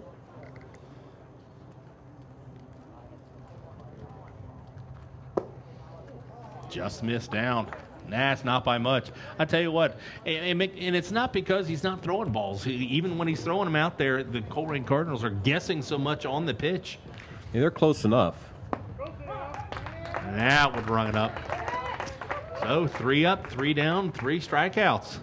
After 4 complete, Mason Comets still leading your Colerain Cardinals 8-0. We head to the top of the 5th, due up for the Comets. Thomas, Bonseller, and Heisel. So Lucas again is going to take the mound for the Colerain Cardinals. And for you 80s movies buffs, Lucas with his side, I don't know if you remember that movie, Lucas, where the little guy played football. I remember that. Now the provider of all athletic It has nothing to do with the baseball game, but that just popped in my head and random thoughts didn't normally do. Welcome UC Health and NovaCare. The Lucas I remember is Jerry Lucas, Yeah. which tells you how old I am. Yeah. But Former again, Middletown basketball star that started Ohio State and eventually in the NBA with the Cincinnati Royals and then the New York Knicks. and I do believe the new gym up in Middletown, the floor was named after him this year. Yeah. How about that one? Pulled that one out of nowhere. So again, we'll reiterate, we're coming up to the top of 5 innings. Lucas in for Colerain Cardinals. Came in relief in the 2nd inning. Gave up a grand slam, but since then, he's put out 7 out of the 8 batters he's faced. He's going to face Joey Thomas, Lee Sponseller, and Billy Heifel for the Mason Comets. Number 1 in the state Mason Comets.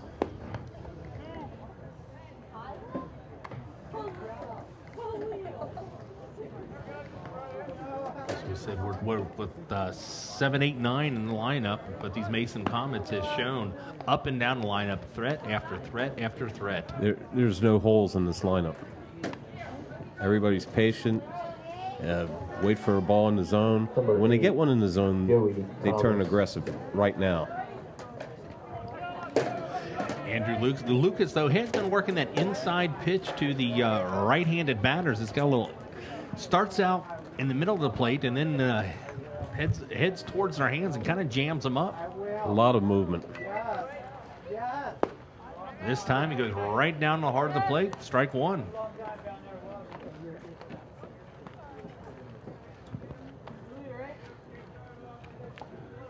Thomas walked in the first inning and singled in the second inning. He was stranded both times. And this one down in the dirt, evens the count at 1-1.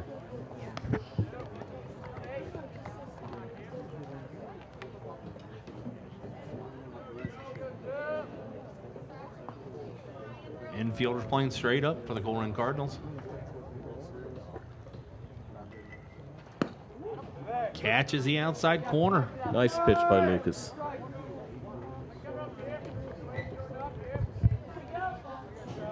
I like to see that cutter inside right here. He's been busting him on the hands. But you can't make a mistake with the way these guys hit. Leave this one out. Ground ball. Spitznagel bobbles it. Kind of got between hops, didn't square up his feet. And again, we've had rain here in the past couple days, a little bit of choppy, but that play should have been made. Number 15. Kind of got crossed up a little bit and didn't handle the ball. Again, the Colerain Cardinals can't afford to give any free bases. That breaks a string of 8 in a row retired by Lucas. And you can't give that one the big inning. The first inning was started by an error by Spitznagel, and the Mason Comets scored 4 after that. Yeah, they scored a run on the home run by Thompson, but 2-out error with Rodney Hutchison batting to open the door for a 4-run inning in the first.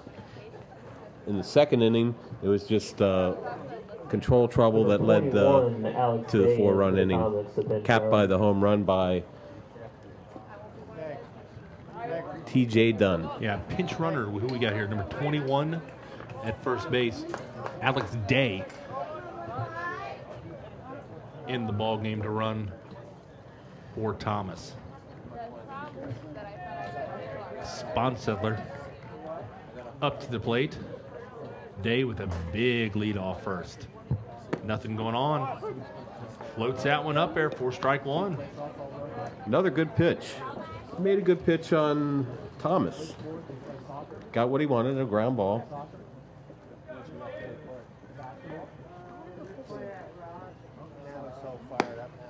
This one a little too far outside. Brings the count to 1-1. No out. Runner on first for the Mason Comets, threatening again here in the top of the fifth.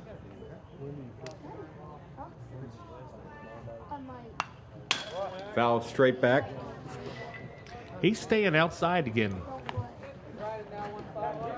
Away from Sponsler, the left-hander. The leading hitter for the Mason Comets, 5-14 going into this ball game.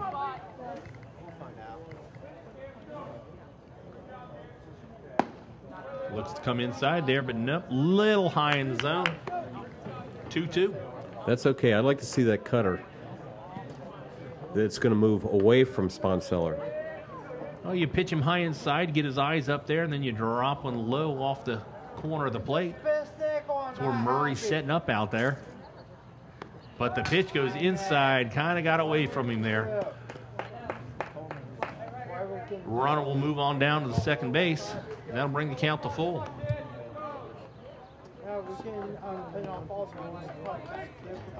Now that we're in the fifth inning, if Mason Comets could put 2 on the board, Colerain doesn't score, we could look the run rule here So Colerain, if they want to play longer, has got to stop this, keep this Mason Comet team from scoring.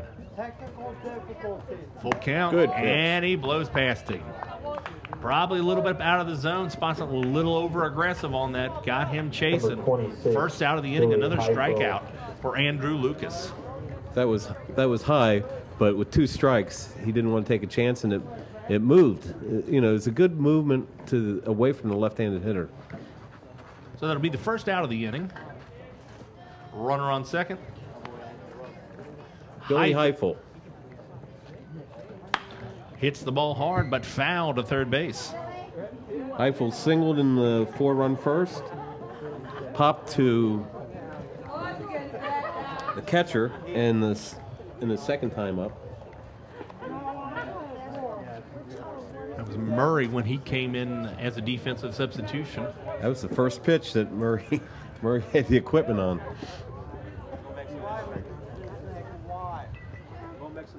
The tools of ignorance,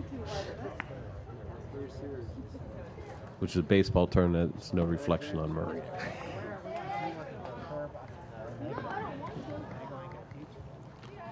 That pitch misses. Evens the count 1-1, 1 out, 1 runner on second base.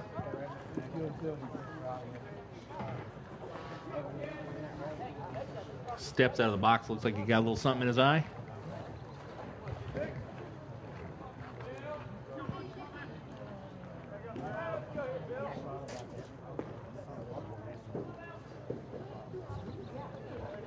And Lucas sets. He's keeping it on his hands. A little cutter he's got, I'm not sure what he's throwing, but really breaking into those right-handed batters. As I said, got him to pop up last time. He really can't get a handle on it. Not coming up with a lot of velocity, but it's the movement that's keeping these hitters off balance. So it counts 1 and 2.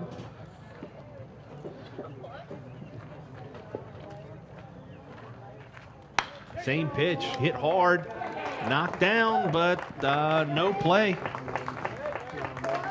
Tyler Newman can't handle the hot shot down to the hot corner. Number As we 4, see here on the replay, Connor McVeigh. ball's hit hard, takes a bounce, he gets a glove on it, but can't squeeze it. Spitznagel's behind him right there to back it up to keep the runner at second base, keeping the force in front of him. So that'll put first and second with 1 out.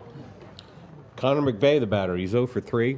Grounded out in the first inning and popped out the second in the first And inning. we got another pinch runner at first base is number 30. It's going to be Tyler Coming in the Thaman. pinch run, number 30, Tyler Thaman. Again, McVeigh, your leadoff hitter for the Mason Comets, the only one that hasn't done much damage, has not been on base. Let's see if Andrew Lucas can just keep that up. Looking for, see if we can turn a double play here, at least keep them from scoring any more runs. Gotta make a play. Gotta make a play.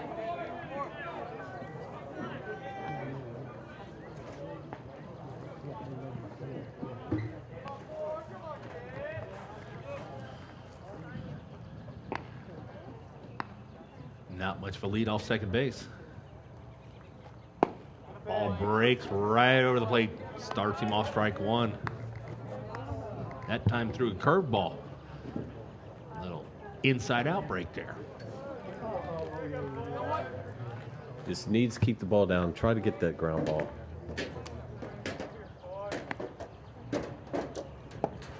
Just misses on the inside. But again, he threw a ground ball earlier to start this inning off. Spitznagel couldn't handle it, so he's getting the ground balls. Colerain defense aren't really helping their pitchers today.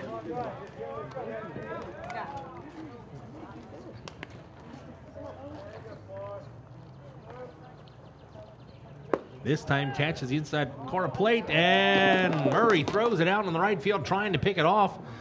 Soren is over there to pick it up. Runners advance to second and third. So a single will give the Mason Comets a 10-0 lead. And this is where the run rule could come and play. Not a smart play by Murray. No, he didn't need to do that. It was With a runner at for second base in front of him, he's not going anywhere.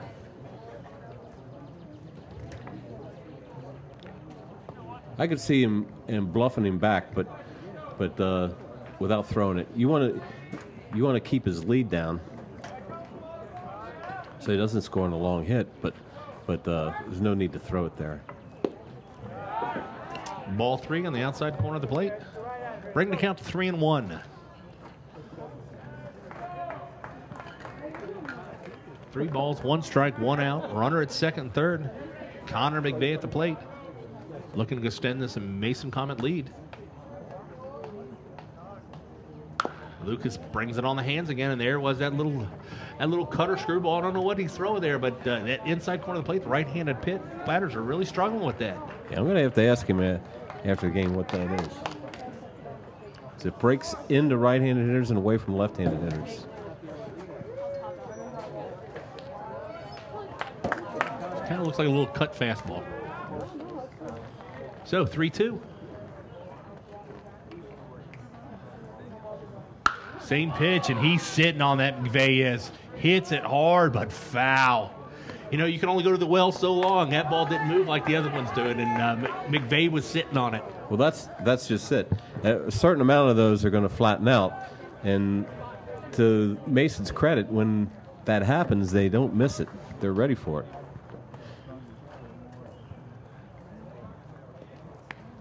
So then Andrew Lucas looking to close it out. Good And pitch. this time he goes outside looking. McVeigh's bust him inside. And as we see again, he throws it outside, breaks back over the plate. Lucas with another strikeout. It's his fourth of the game, and that's twice he's gotten McVeigh.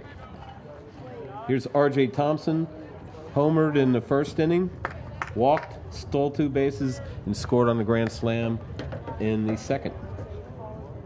But Lucas got him in the third on a strikeout. Lucas biting the outside corner there. The Greg Maddox philosophy: cut inside, cut outside. Well, the key is getting ahead. That was the problem with Jacob Hundley. He fell behind everybody.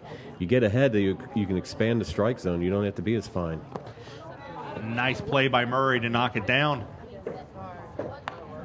Even the count at 1-1. Murray's been working hard back there. Tell you, both catchers. Marizzi went out early taking a ball where you don't want to take balls, but both of these catchers have really done a good job keeping these balls in the dirt in front of them. Again, he spots that outside corner. It doesn't get the call that time. Didn't miss by much. Brings the count to 2-1. You got to credit the Mason hitters for laying off those close pitches. They're not in the strike zone.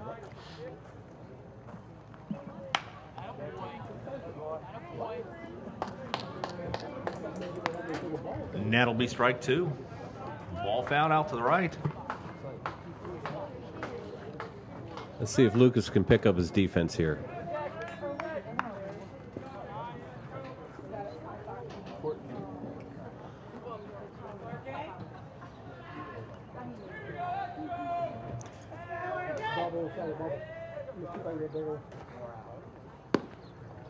Just a bit outside, bring the count to full. You know, this is where you don't need to strike this guy out. You've got 2 outs. You've got room for there. So this is still your pitch. You don't have to groove a fastball. No, you don't have to give in to him. You don't want to walk him, but you don't have to give in to him either.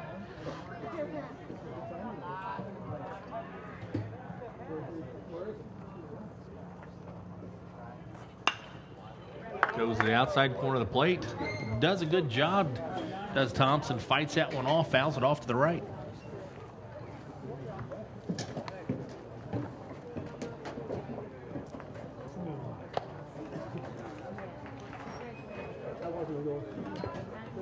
So here we are, Colerain High School. Top of the 5th, Mason Comets leading 8-0. Trying to put this game away with runners at second and third. Full count.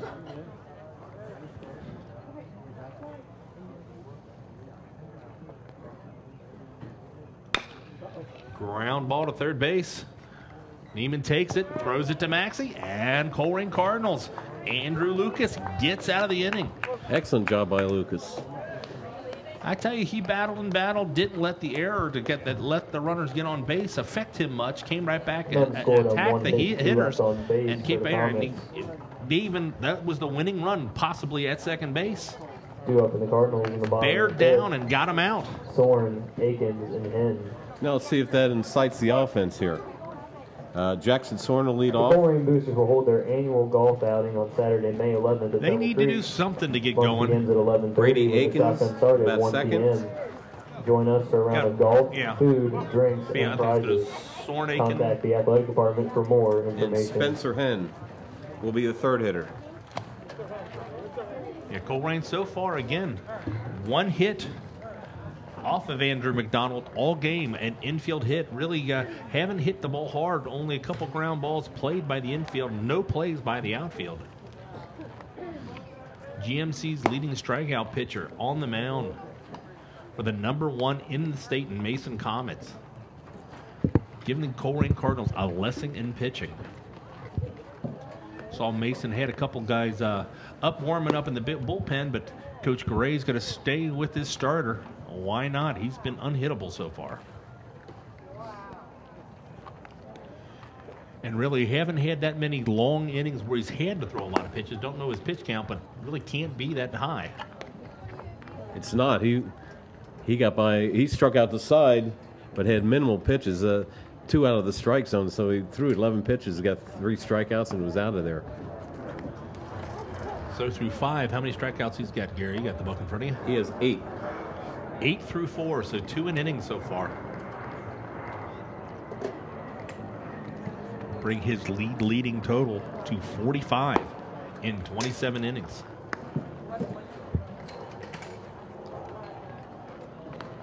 He hasn't walked anybody. Leading off for the Cardinals. No one's hit the ball in the air the off right of him. fielder, number 12. No, I think they've only had Jackson 1 or 2 putouts Soren. at first base. 3 ground outs. Forced play, 4 ground outs, and an infield single. Jackson Sornell started off for the Colerain Cardinals. Jackson, again, a football player coming off a little shoulder injury. Don't know if it's affected his baseball season so far, but Jackson looking to bunt to get on. Fans pass this one. Strike 1.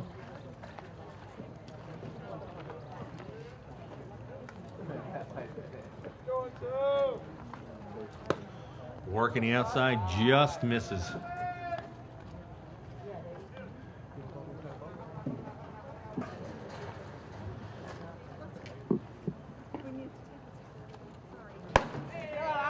High and outside. They've really been impressed with the way Andrew McDonald works on the mound. Gets it really in a rhythm. Yeah. No waste of time, gets it set, makes a decision on what's he going to throw, and throws it. And he has courage.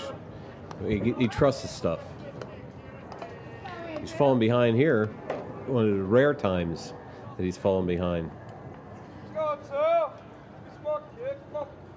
Jackson will probably be looking at this one. And he was. Breaks a breaking ball over the plate to bring the count to full. And he threw a breaking ball 3-1. That's confidence in your pitches.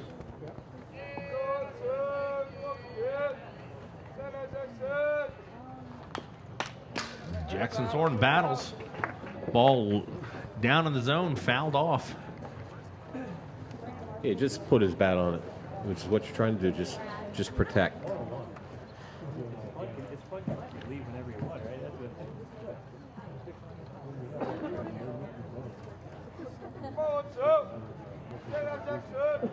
Donald delivering. Jackson Soren swings through it.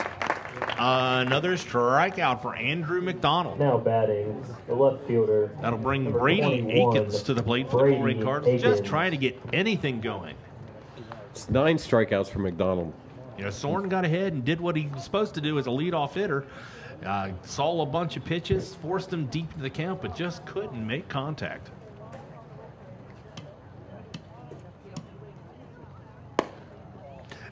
Outside, ball 1.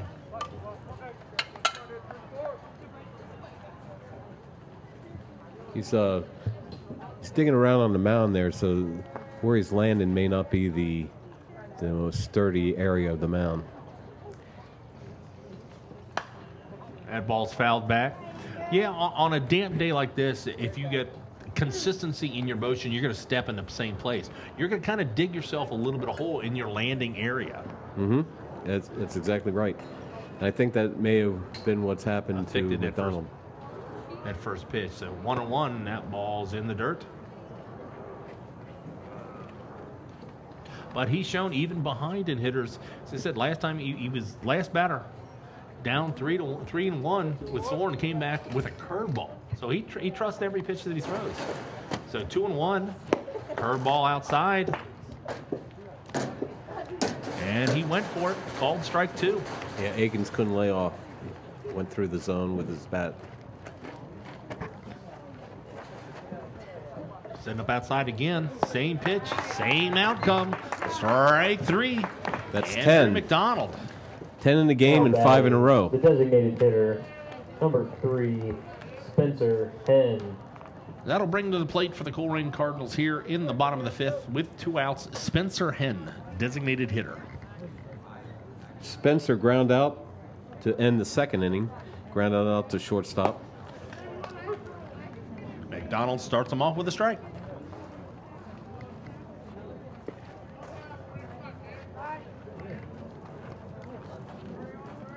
Sets and delivers, this time down in the dirt. Evens the count at 1-1.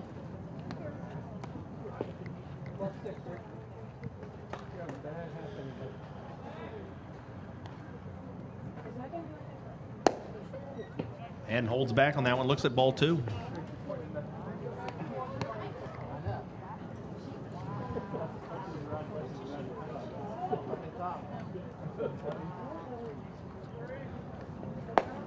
That one right down the heart of the plate. Henn didn't like that. He shook that one off, but here he spots it just a little bit on the outside corner. He's pumping strikes.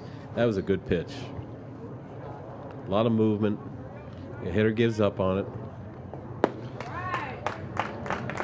And had him guessing again. He fans at it. So McDonald again, another strikeout, another big inning for the Mason Comets. So at the end of 5, Mason Comets up 8-0 over the Colerain Cardinals. No runs, no hits, and none left on for the Cardinals. You know, it'd be a question, what do you do as a coach right here? You've got a pitcher that's untouchable, but you've got a lot of games left to play coming, and we're getting towards the end of the season. How many pitches you going to let him throw, or do you let him throw the shutout? I think you got to stick with him. He's big enough and strong enough. He's still fluid. He's not laboring at all. I think he can finish this.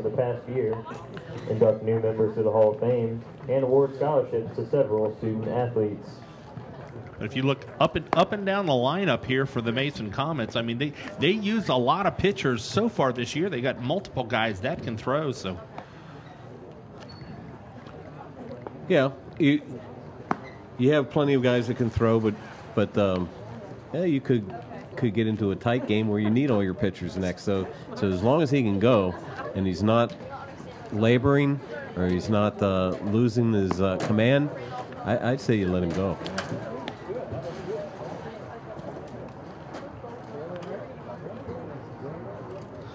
That'll bring for the Colerain Cardinals. That's Andrew Lucas is still on the mound. And Andrew Lucas has matched him pitch for pitch. Well, I won't say matched him. It's a little bit different. It's a little bit different style. You're right. With the outcome, yeah. Yeah, his outcome has been the same. Since the Grand Slam home run, he shut the Comets down. He's got Drew Johnson leading off. Johnson's 0 for 3. Flight out to right in the first, popped to short in the second, and grounded out to third base in the 3rd inning. And again, for those of you listening live on wearecolerain.com, still having internet issues, so just refresh your browser, and we apologize for our technical difficulties. So Lucas starting off this inning. Ball hit hard, but foul.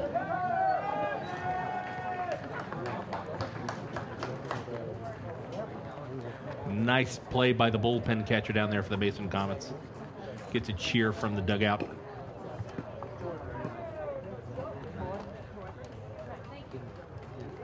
So it counts 1-1 here. Just misses inside. Wow. Seriously? What?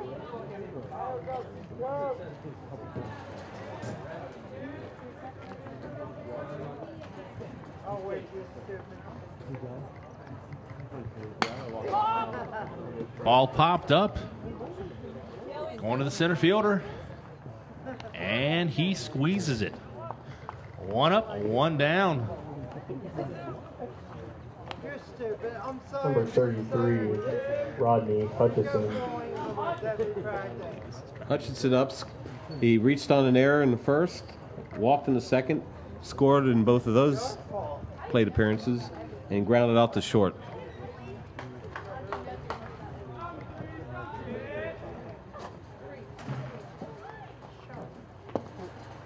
First pitch down in the dirt, ball 1. Being played in center field for the first out was done by Marcus.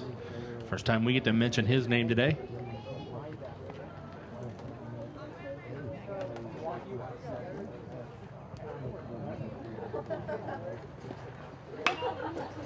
Ball fouled off to the right. Luke is ahead of the count. No, excuse me, it evens the count 1-1.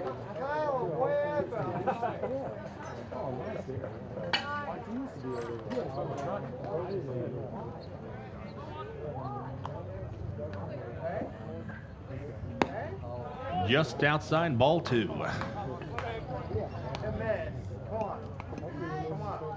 Lucas seems to be thinking a little bit after that pitch.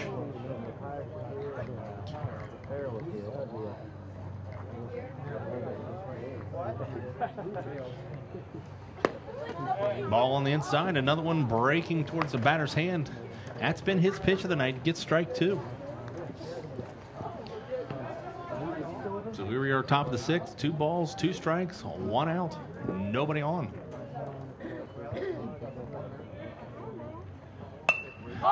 Check swing, jams him big time there. That's Maxey at first base with the out. Again, jams a hitter. It was called saws. If they were playing with wooden bats, that's what's called sawing them off right there. As we see, on his hands, can't really do anything with it. Get the handle of the bat, just fouls it off, and Maxey is all over that to make the out. Yeah, so he put a little rust in his bat. Put a little rust in his bat. I have to use that one. Connor Bryan is the batter. He's singled and scored in the first and walked and scored in the second. That's Grounded out 55. the third. It's a new batter. Oh. Check deep into the roster here. Adam Quick into the ball game for the Mason Comets. They haven't gotten him out all day then.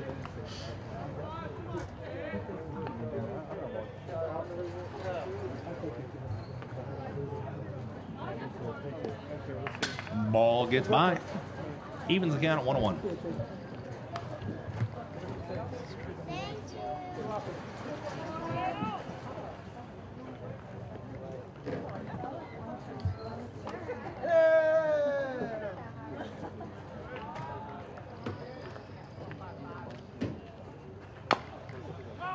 Ball dragged into the dirt. Lucas working hard there on the mound. Gets ahead of the count, 1-2. Yeah, Ken Gray starting to empty his bench here.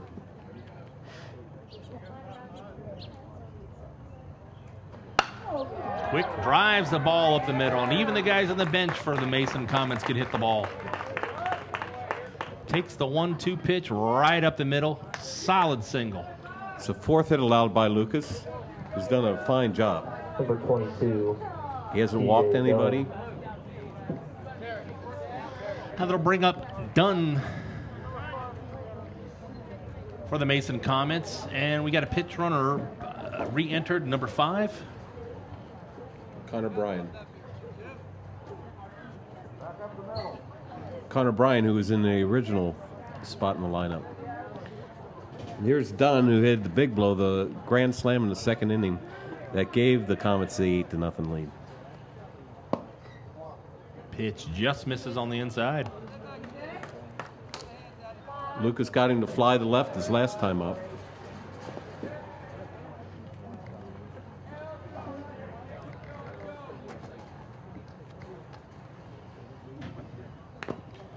Takes a big cut at that one. Lucas had him way out ahead. Come and get me and maybe we can go out to dinner.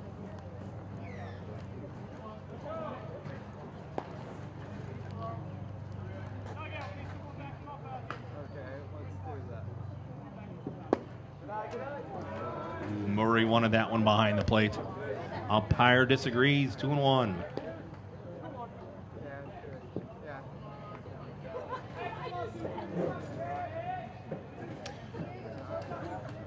Small lead by the runner up first. Ball is hit off the handle of the bat. Hit a lot of spin to it. Murray stays with it. And a nice play by the pitcher, Lucas, coming off the mound. Tell you, he fisted him on that one and queued it up almost like a pool cue. Goes to grab it, spins out of his hand, but stays with it. Maxie's there to squeeze it, and ends the inning. So going to the bottom of the sixth. Newman, Marcus, and Spitznagel. Colerain Cardinals work still to be done, down 8-0. We have Tyler Newman, The University Brandon of Marcus, Cincinnati is a proud and Ben sponsor of this Spitznagel do up game. for the Cardinals. UC has been named by Forbes as one of the world's most beautiful campuses. We've had a couple pitchers working in the With hundreds of academic bullpen. programs, powerful research opportunities, and Haven't seen resume-building anybody co-op take the mound just experiences. as of yet. The University of Cincinnati holds the key to your future. But looks like For more coach is information sticking about with UC, McDonald. Visit the campus or go to Why not? He's done the job so UC.edu. far. It's all UC.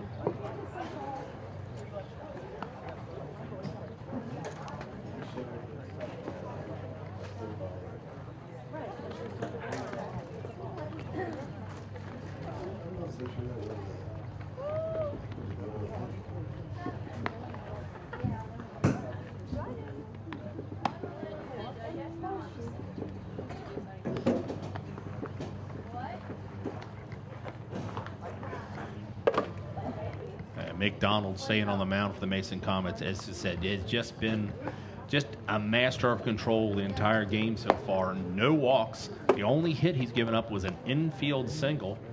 How many strikeouts he got so far, Gary? He has 10 strikeouts on the game. 10 strikeouts in 5 innings. Make that 11. There we go.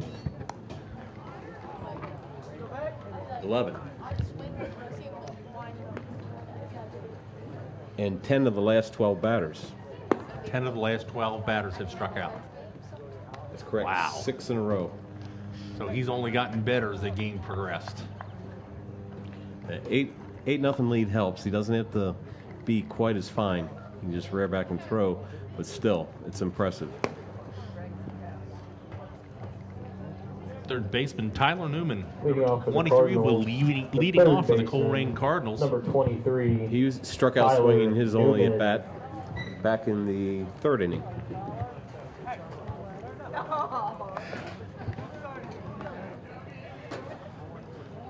So looking to get something, anything started for these Colerain Cardinals.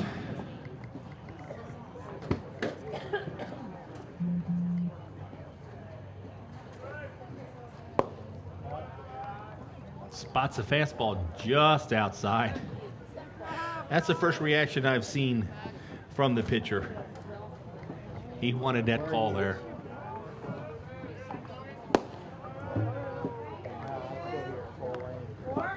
Pushing a little bit there. Ball 2.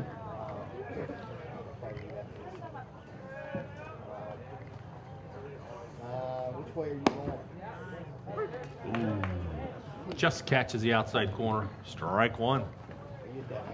Catcher set up inside on that side. I think that one got away from him.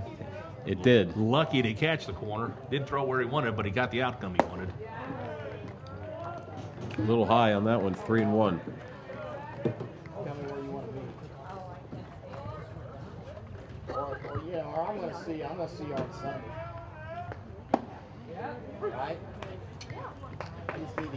Again, he throws that breaking ball or little cutter that catches the plate on 3-1. Kind of been his go-to pitch. In the dirt, and the Colerain Cardinals have a base runner. First base runner Now batting, since that first inning. the center fielder, number 15, And the first walk for Brandon McDonald. Marcus. So your first baseman, the center fielder, Brandon Marcus, up to the plate for the Colerain Cardinals. He'd retired 14 batters in a row before that walk.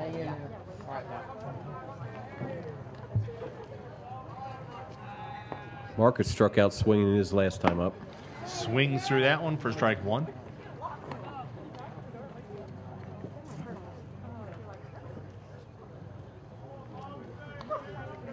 Takes a long look down to his third base coach.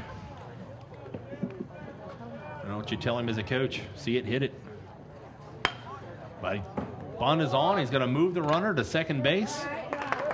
And Colerain has their first scoring throw to the game, getting a runner to second base for the first time Now here in the batting, bottom of the sixth. The shortstop, number 18. Yeah, Ben with the 10-run Spitznagel. rule, there's an advantage to moving a runner over if you want to continue to play. But other than that, the Cardinals need base runners, not bases. They haven't had a lot of luck swinging the bat, so left-hander, a lot of wheels. Maybe he gets a good bounce there in this grass infield. There's some holes out there with this rain that's been there. Maybe the pitcher throws it away. Or bunting for a hit. Yep. So Spitznagel to the plate. Looks at the first strike.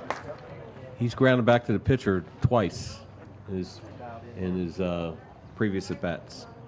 So he hasn't been overwhelmed by McDonald, just hadn't caught all of the ball, making contact in both of his plate appearances.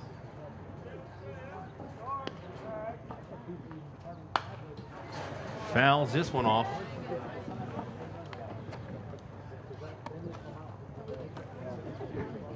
Newman getting a big lead off second base and a good secondary off that swing. He wants to score.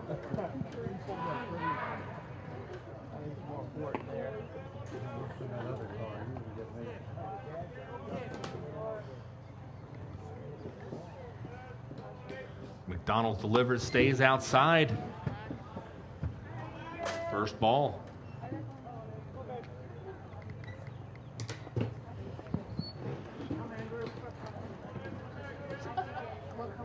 So you mentioned that Spitznagel is going to college on a baseball scholarship. Another one outside. 2 balls, 2 strikes. Congratulations to Colerain's Quentin Sims, who has been invited to the Atlanta Falcons minicamp.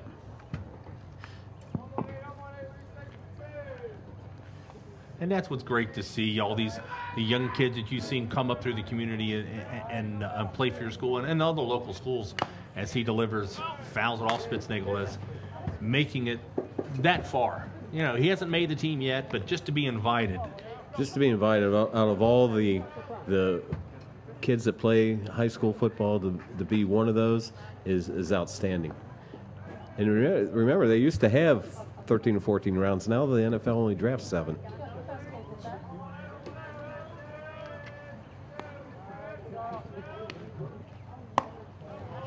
Good eye. Brings the count to full. Spitznagel battling up there. The captain with 1 out. Runner on second.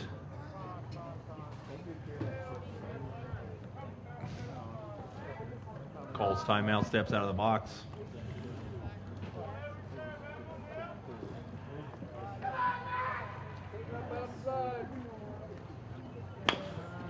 And that ball's hit slowly to first base, and it's going to die, and Spitznagel's going to score. Newman rounds the bag. I tell you, you don't have to make hard contact. Just get it in play, and good things happen. So we see Ben Spitznagel drives that up the first base line, 22, and it looks like it's going to go foul, but it catches a piece of grass, stays fair. The first baseman's got to play it. Second baseman is not there to cover it. I don't even if he's there. I think Spitznagel with his speed beats it out. So Colerain's got their first runner to third, first and third, one out here in the bottom of the sixth. That's just the second hit of the game. That ball was not misplayed. It was just perfectly placed, and McDonald was a little late getting over the cover. So Genesis Hillard up to the plate, looks at strike one. Colerain has their first threat, runners on first and third with one out.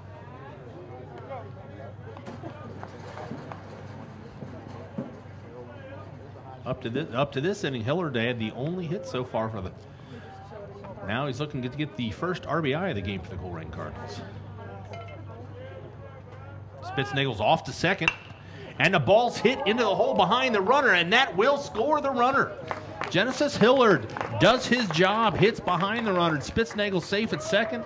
Tyler Newman scores, and that breaks up the shutout. Now batting, the catcher, number 5. That's what you like to see. Don't give up. You're down 8-0. You just want to keep battling each at bat. It'll be interesting. Probably the last thing that we'll see McDonald now that his shutout is broken up. That could be a factor in Ken Gray's decision. Comes back strong with the first pitch, fastball strike. Jacob Murray's 0 for 2, and it struck out twice.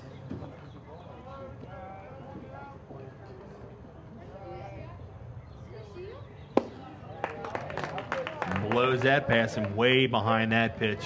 Strike 2.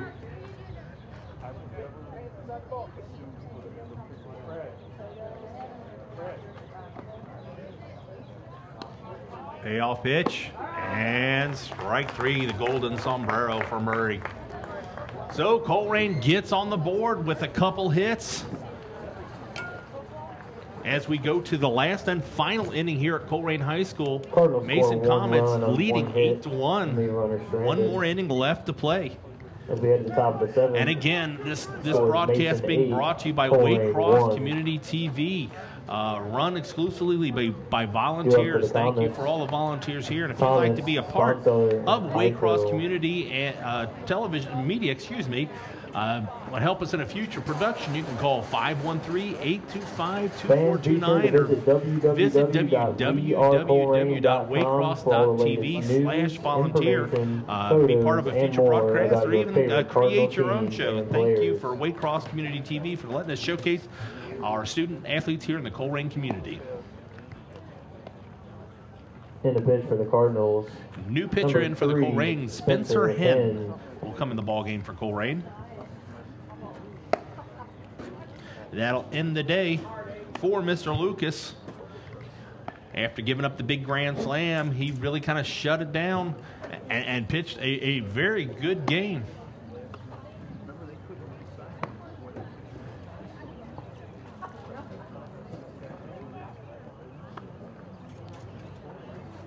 Yeah, Lucas went 4 2/3 innings. He allowed 4 hits, 1 run. It was the home run by T.J. Dunn. No walks and 4 strikeouts. Yeah, he came in the game. He inherited bases loaded, so the starting pitcher gets credit for the runners on base. Settle down after that big hit, and that was a big hit. That 2 home runs so far today by the Mason Comets. We got Thomas coming to the plate for the Mason Comets. Joey Thomas. Number 8. Thomas Joey is Thomas. 0 for 1. He walked in the first, singled in the second, and reached on an error in the 5th inning. And the right-hander delivers his first pitch, and a ball's hit straight into left field. Simple single, just stayed with it, hit the ball on the screws. Starts the bottom of the top of the 7th inning for the Mason Comets with a base hit.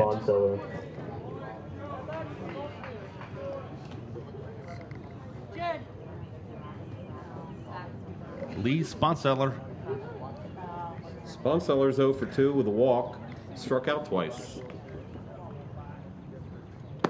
Spots the outside corner, does Hen for strike one.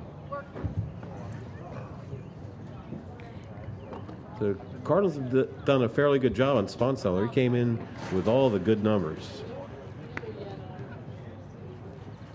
They said shut down their horse, and a couple of them joined in. I mean, this is a very deep and dangerous Mason Comets team.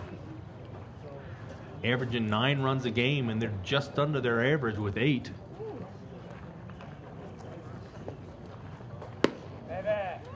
Just misses on the outside.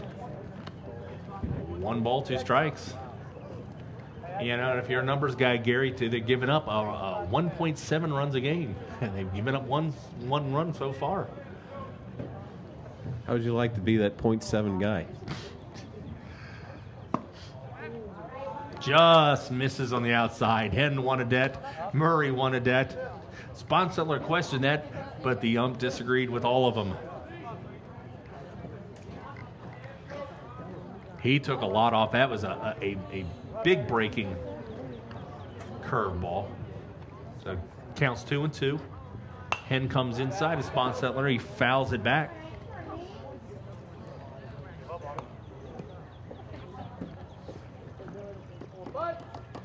So a nice little battle here.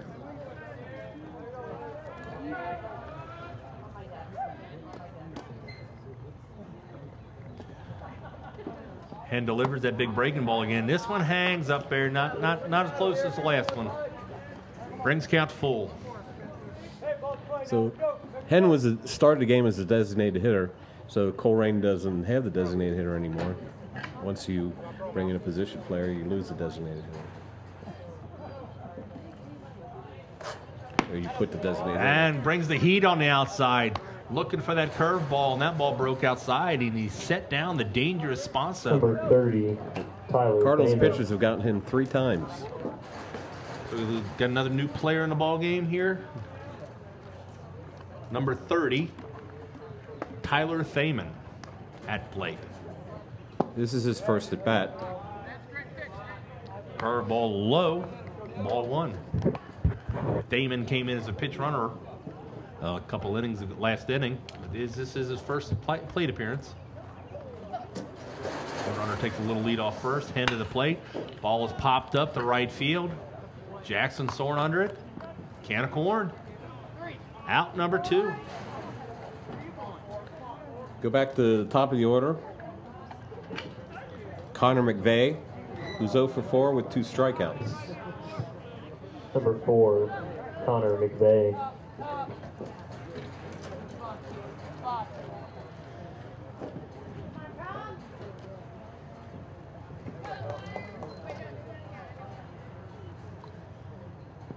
And delivers the outside, and that ball hits Spitznagel up the middle, and he drops another one. He flips to Genesis and just rusts a little bit. Another error by Spitznagel. Really struggling out there. Kind of a choppy ground. It is, but your senior captain shortstop's not having the best day. Nice effort, stays with it, tries to flip it to the second baseman, but you don't want to compound one error with another one. Here's R.J. Thompson. Homered to get the Comets started in the first inning. Walked and scored in the second. Since then, he struck out and grounded out.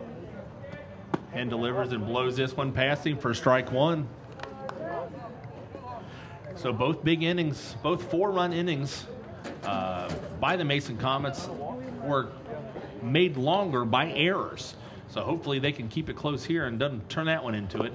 Spitznagel gets an error with 2 outs. As we see another ball. Just got to shake it off. Sometimes you have days like this. So counts 1-1. Runners at first and second.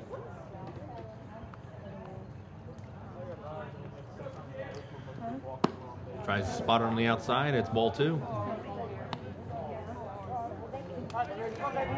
Noodles, crab, shrimp.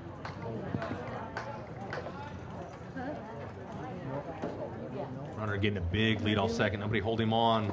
Hen delivers. Nice play by Murray behind the plate to knock it down.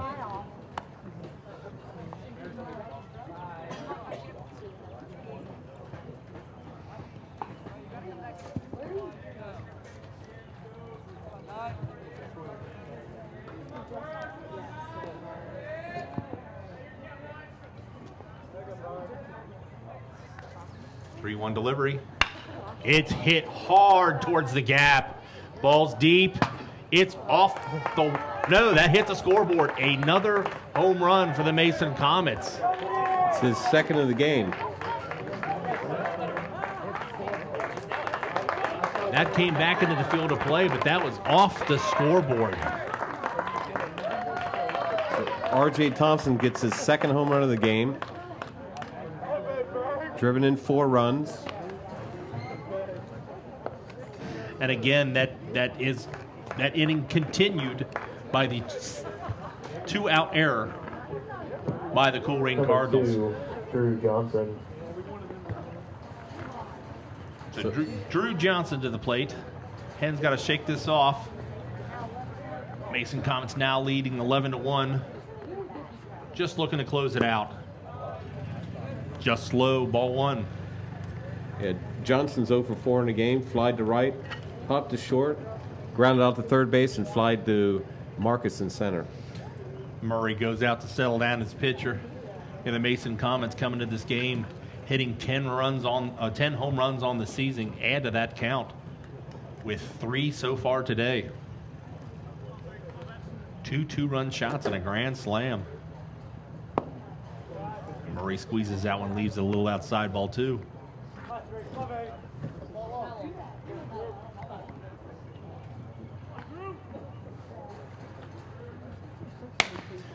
Ball hit to Genesis Hillard, knocks it down, got plenty of time for this. No, he can't get it up.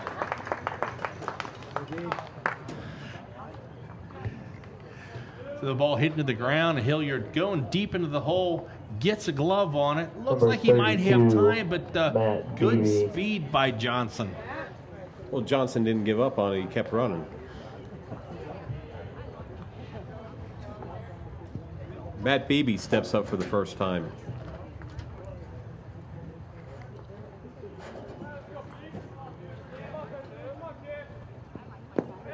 Beebe looks at the ball in the dirt, ball 1.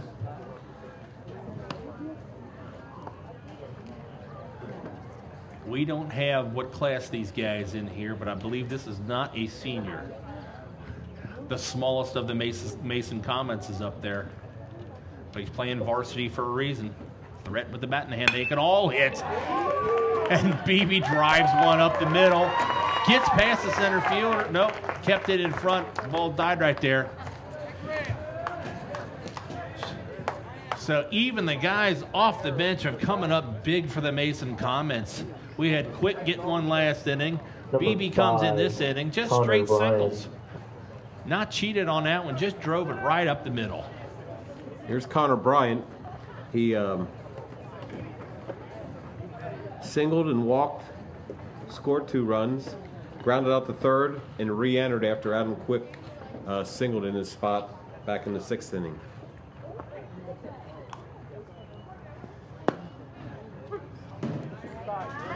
Hen's still battling out there. First pitch strike.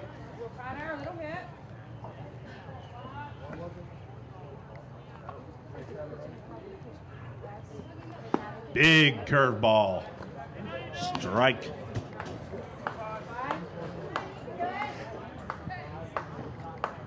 I tell you, if you're not looking for that pitch, that had him bailing big time. That's the yellow hammer.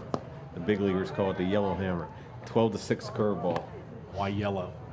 I have no idea.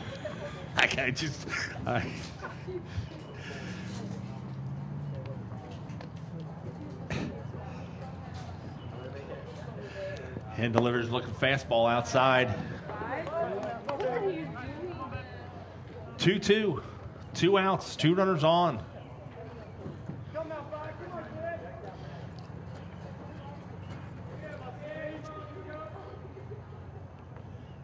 And delivers to the outside, and that's strike 3, stranding 2 runners. So through 6.5 innings, Mason Comets tack on another home run, a couple more runs, 11-1. Colerain's got to come up with a big bottom of the 7th, down 10 runs. Mason 11, Colerain 1, heading to the bottom of the 7th. Due up for the Looks like Cardinals. we might have a new pitcher here for the Comets. And Akins. Number 24. Jansen Biesacker. The Colerain Athletic Department is pleased to announce a new partnership with And UC Health and all the Novacare. pictures that I wrote down for this UC game, I Health do and not have Novacare stats is for now the Biesacker. provider of all athletic training and sports medicine So not needs only for the do Cardinals. they have depth at hitting, they have depth Welcome at UC pitching. Health and Novacare to the Colerain family. Looks like he comes from the side. Now Down pitching around for the Laredo, Comets, the number big leaguers 24, say, and I don't know why they say that either. Reminiscent of Kent to Colby. Exactly. Exactly.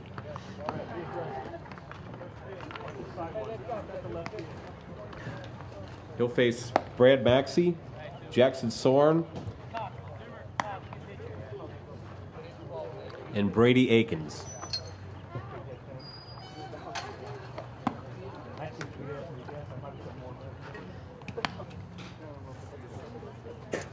So Andrew McDonald pitched 6 innings, allowed 2 hits, 1 walk, and struck out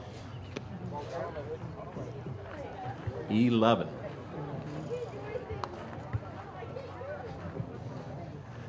Leading off for the Cardinals, the first baseman, number 17, Brad Maxey. So Brad Maxey will lead it off for the Colerain Cardinals.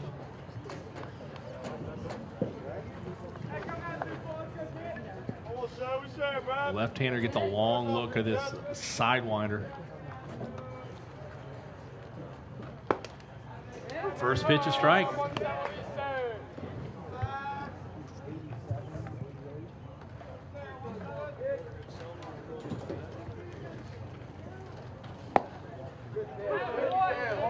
Biesacker gets the second called strike. 0-2 to Brad Maxey.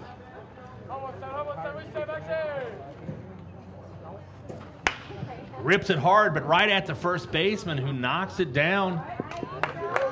Keeps it in front of him. Nice play by Drew Johnson down there at first. Maxey got all that, drives it down, and the line right drive fielder, handcuffs Johnson. number 12, But he's got plenty of time, Jackson keeps the ball Sorn. in front of him, and gets him at ease. Gonna bring up Jackson Sorn. Sorn is 0 for 2 with 2 strikeouts, both against Andrew McDonald.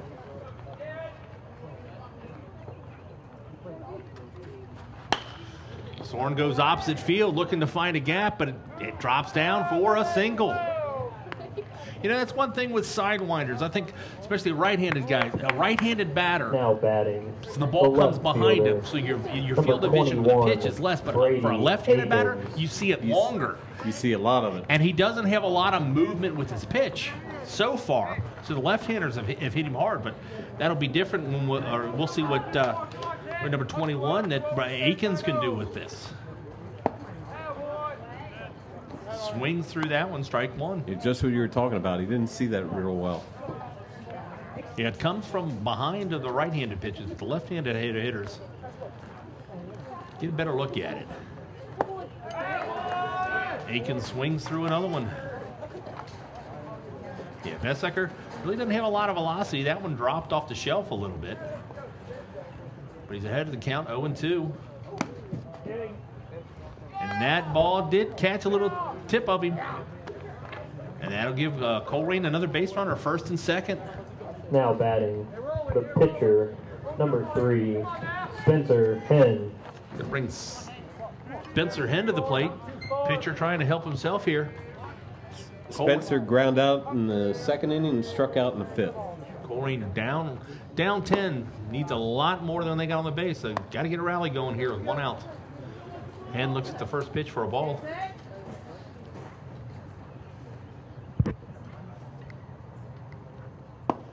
That one down out of the zone 2.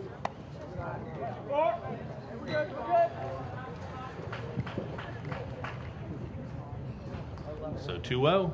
Spencer Henn, runners on first and second. Ball 3. Making this pitcher work. He's not swinging on this one. They need base runners here, Colerain does. 3-0 pitch is down in the dirt. Gets behind the catcher, but did not too far. Didn't matter. That was ball 4. Loads the bases up. Tyler Newman, the batter. Coach Gray's out on the mound to talk to his pitcher. Newman scored the only Cardinals run. He walked in the 6th and scored on a ground out by Genesis Hillard. Other than that, he struck out against McDonald, leading off the 3rd inning.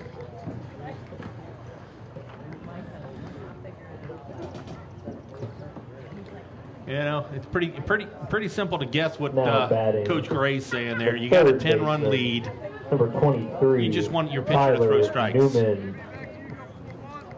That's what I was thinking, but I am pretty sure that's what Gray was telling him. Yeah. So bases loaded. 1 out. And first pitch is a ball in the dirt.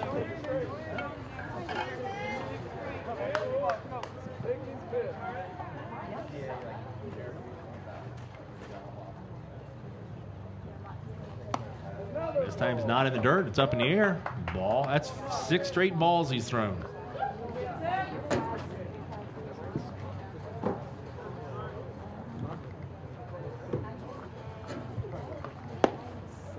Umpire helped him out a little bit there. That was my dinner. My dinner's about ready at home call right there, I believe. Not to be a homer, but comes back. A ball grounded to third base, thrown to second, gets one. The run does score. So the Colerain Cardinals score their 2nd run. Brings the score to 11-2 as we see a replay here. Grounded to third base. He plays to second with the speed of the base runners, and as slow as the ball was hit, no chance for the double play. Brandon Marcus, the batter. He's 0 for 2. He struck out against McDonald in the 2nd and grounded back to the pitcher. Actually bunted back to the pitcher, trying to get on base in the 6th. And he hits this ball to the right side, and that ball gets through. Colerain gets their 3rd run of the game. So we got runners at first and second. Batting, the shortstop. 2 outs. Number 18. Colerain making a run here, 11-3 in the bottom of the 7th inning. Ben Spitznagel steps in for the 4th time. He singled in the 6th, grounded back to the pitcher twice.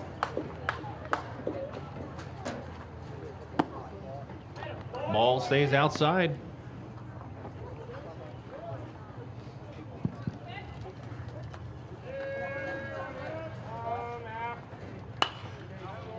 Spitznagel just misses that one, fouls it back.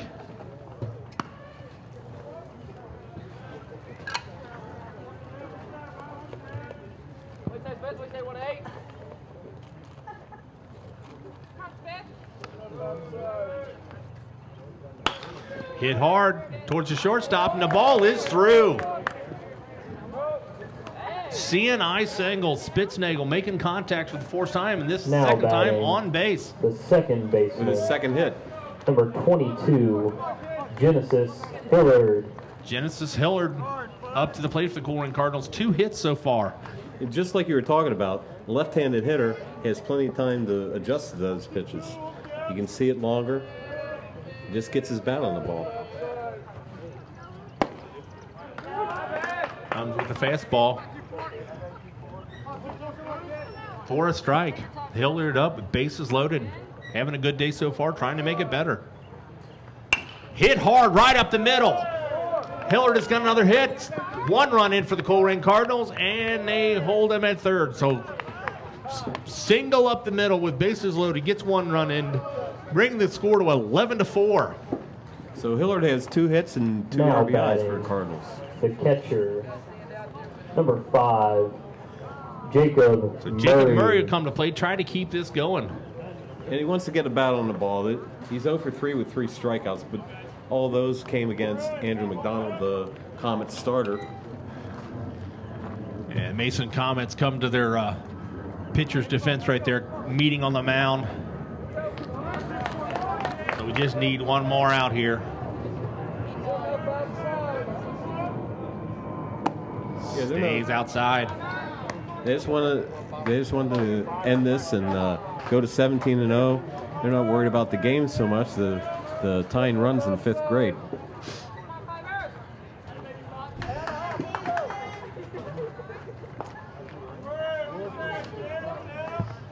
Yeah. Colerain hadn't gone away quietly here in the bottom of the 7th, but need a lot more here with 2 outs. Murray trying to help him out here. Bases loaded, 2 outs. Looks at that one down in the zone. 2 balls.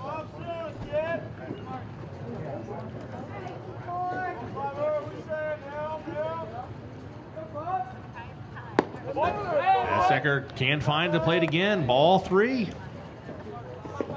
Little action there in the Mason Comets bullpen.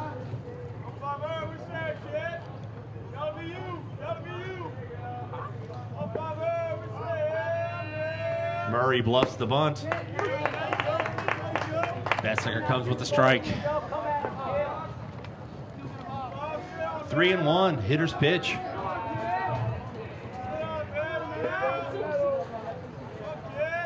Comes to the plate, and Murray hits it right up the middle. Base hit. That'll score 1 for Colerain. Pluto comes to the plate, and it's way out of the backstop. Colerain not wanting to make, you never make the last out at a base, so holds him back at 3rd. Got to read that right away. The first baseman. We see Murray ride the ball right up the middle here. Center fielder comes up firing, but does throw it over the catcher's head. Colerain just gets 1 run in, making it 11-5. That'll bring Brad Maxey to the plate. Maxey hit it hard, but right at the first baseman, leading off this inning. I think that'll be it for Jensen Bessinger.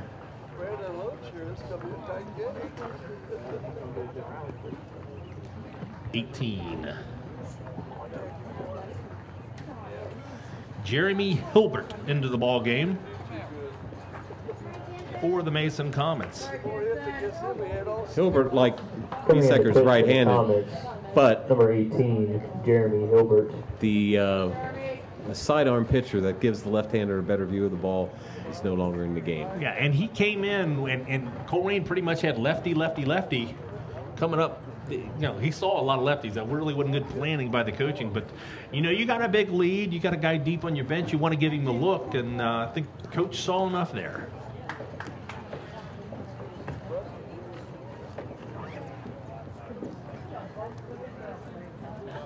The Cardinals aren't trying to do too much. They're just getting their bat on the ball. Just poked a couple to the left. The last 2 hits have been up the middle. Well, and, you know, they saw McDonald in the first couple innings, and he was just blowing it past them. Bessinger, he brought it there, but not a lot of velocity, and Colerain made him pay for that.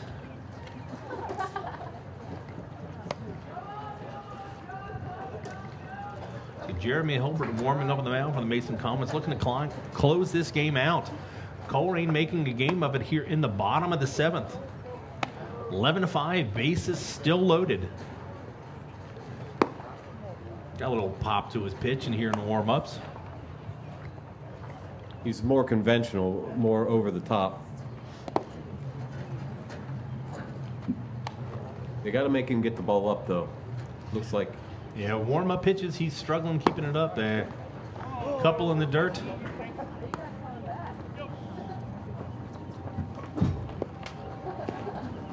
And it's back to game time. Jeremy Hilbert on the mound. For the Colerain Cardinals, coming up to plate, Brad Maxey. As he said, his last at-bat just drove one hard down the first base line, but right at a defender.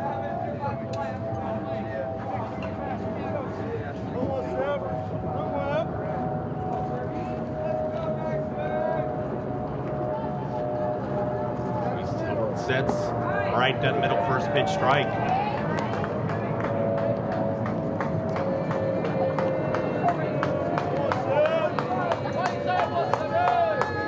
Coming to you live from the Waycross blimp. Takes a little bit off that one and leaves it up high. We can't see from the booth. I don't know if the guys in truck saw it. That plane sounded rather low. Maxey looks at ball 2. Nice block behind the plate.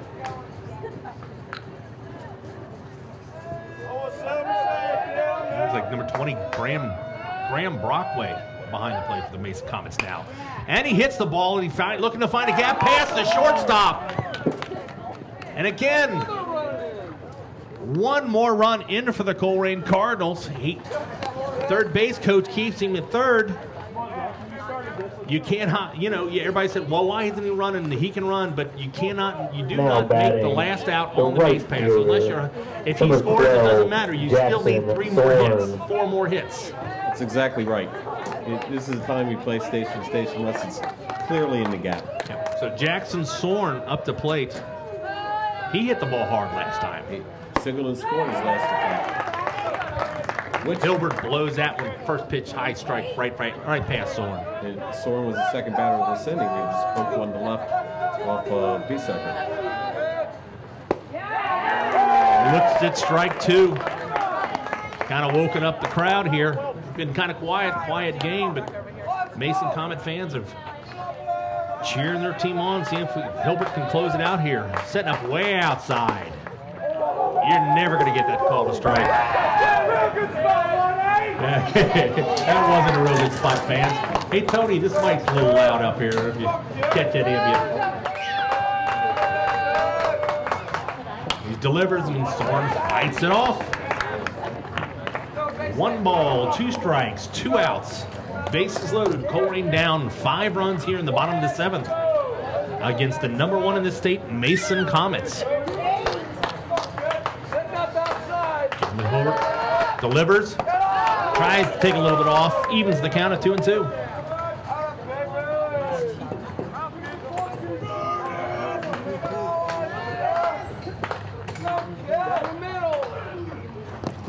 Ball gets past the catcher. That's going to get another run in. Doesn't mean much, but that does bring the count to full. But the one thing it does, it takes away the forces all around the bases. Don't look now, but there's a 5th grader on deck because Sorn gets on here, he's the tying run.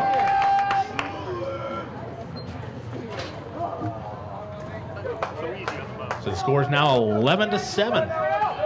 Colerain getting 6 runs so far in the bottom of this 7th inning. 3-2. Sorn hits it, and it's taken right by Hilbert. Walks over to first, and this one belongs to the Comets. So the Colerain Cardinals come back after a big 8-0 deficit to get this game close here in the 7th inning. But the Comets come victorious 11-7. So this is Brian Wyatt with Gary Schatz. Thank you, everybody from Waycross. Thank you, everybody from Colerain.com. And this has been Colerain High School Baseball.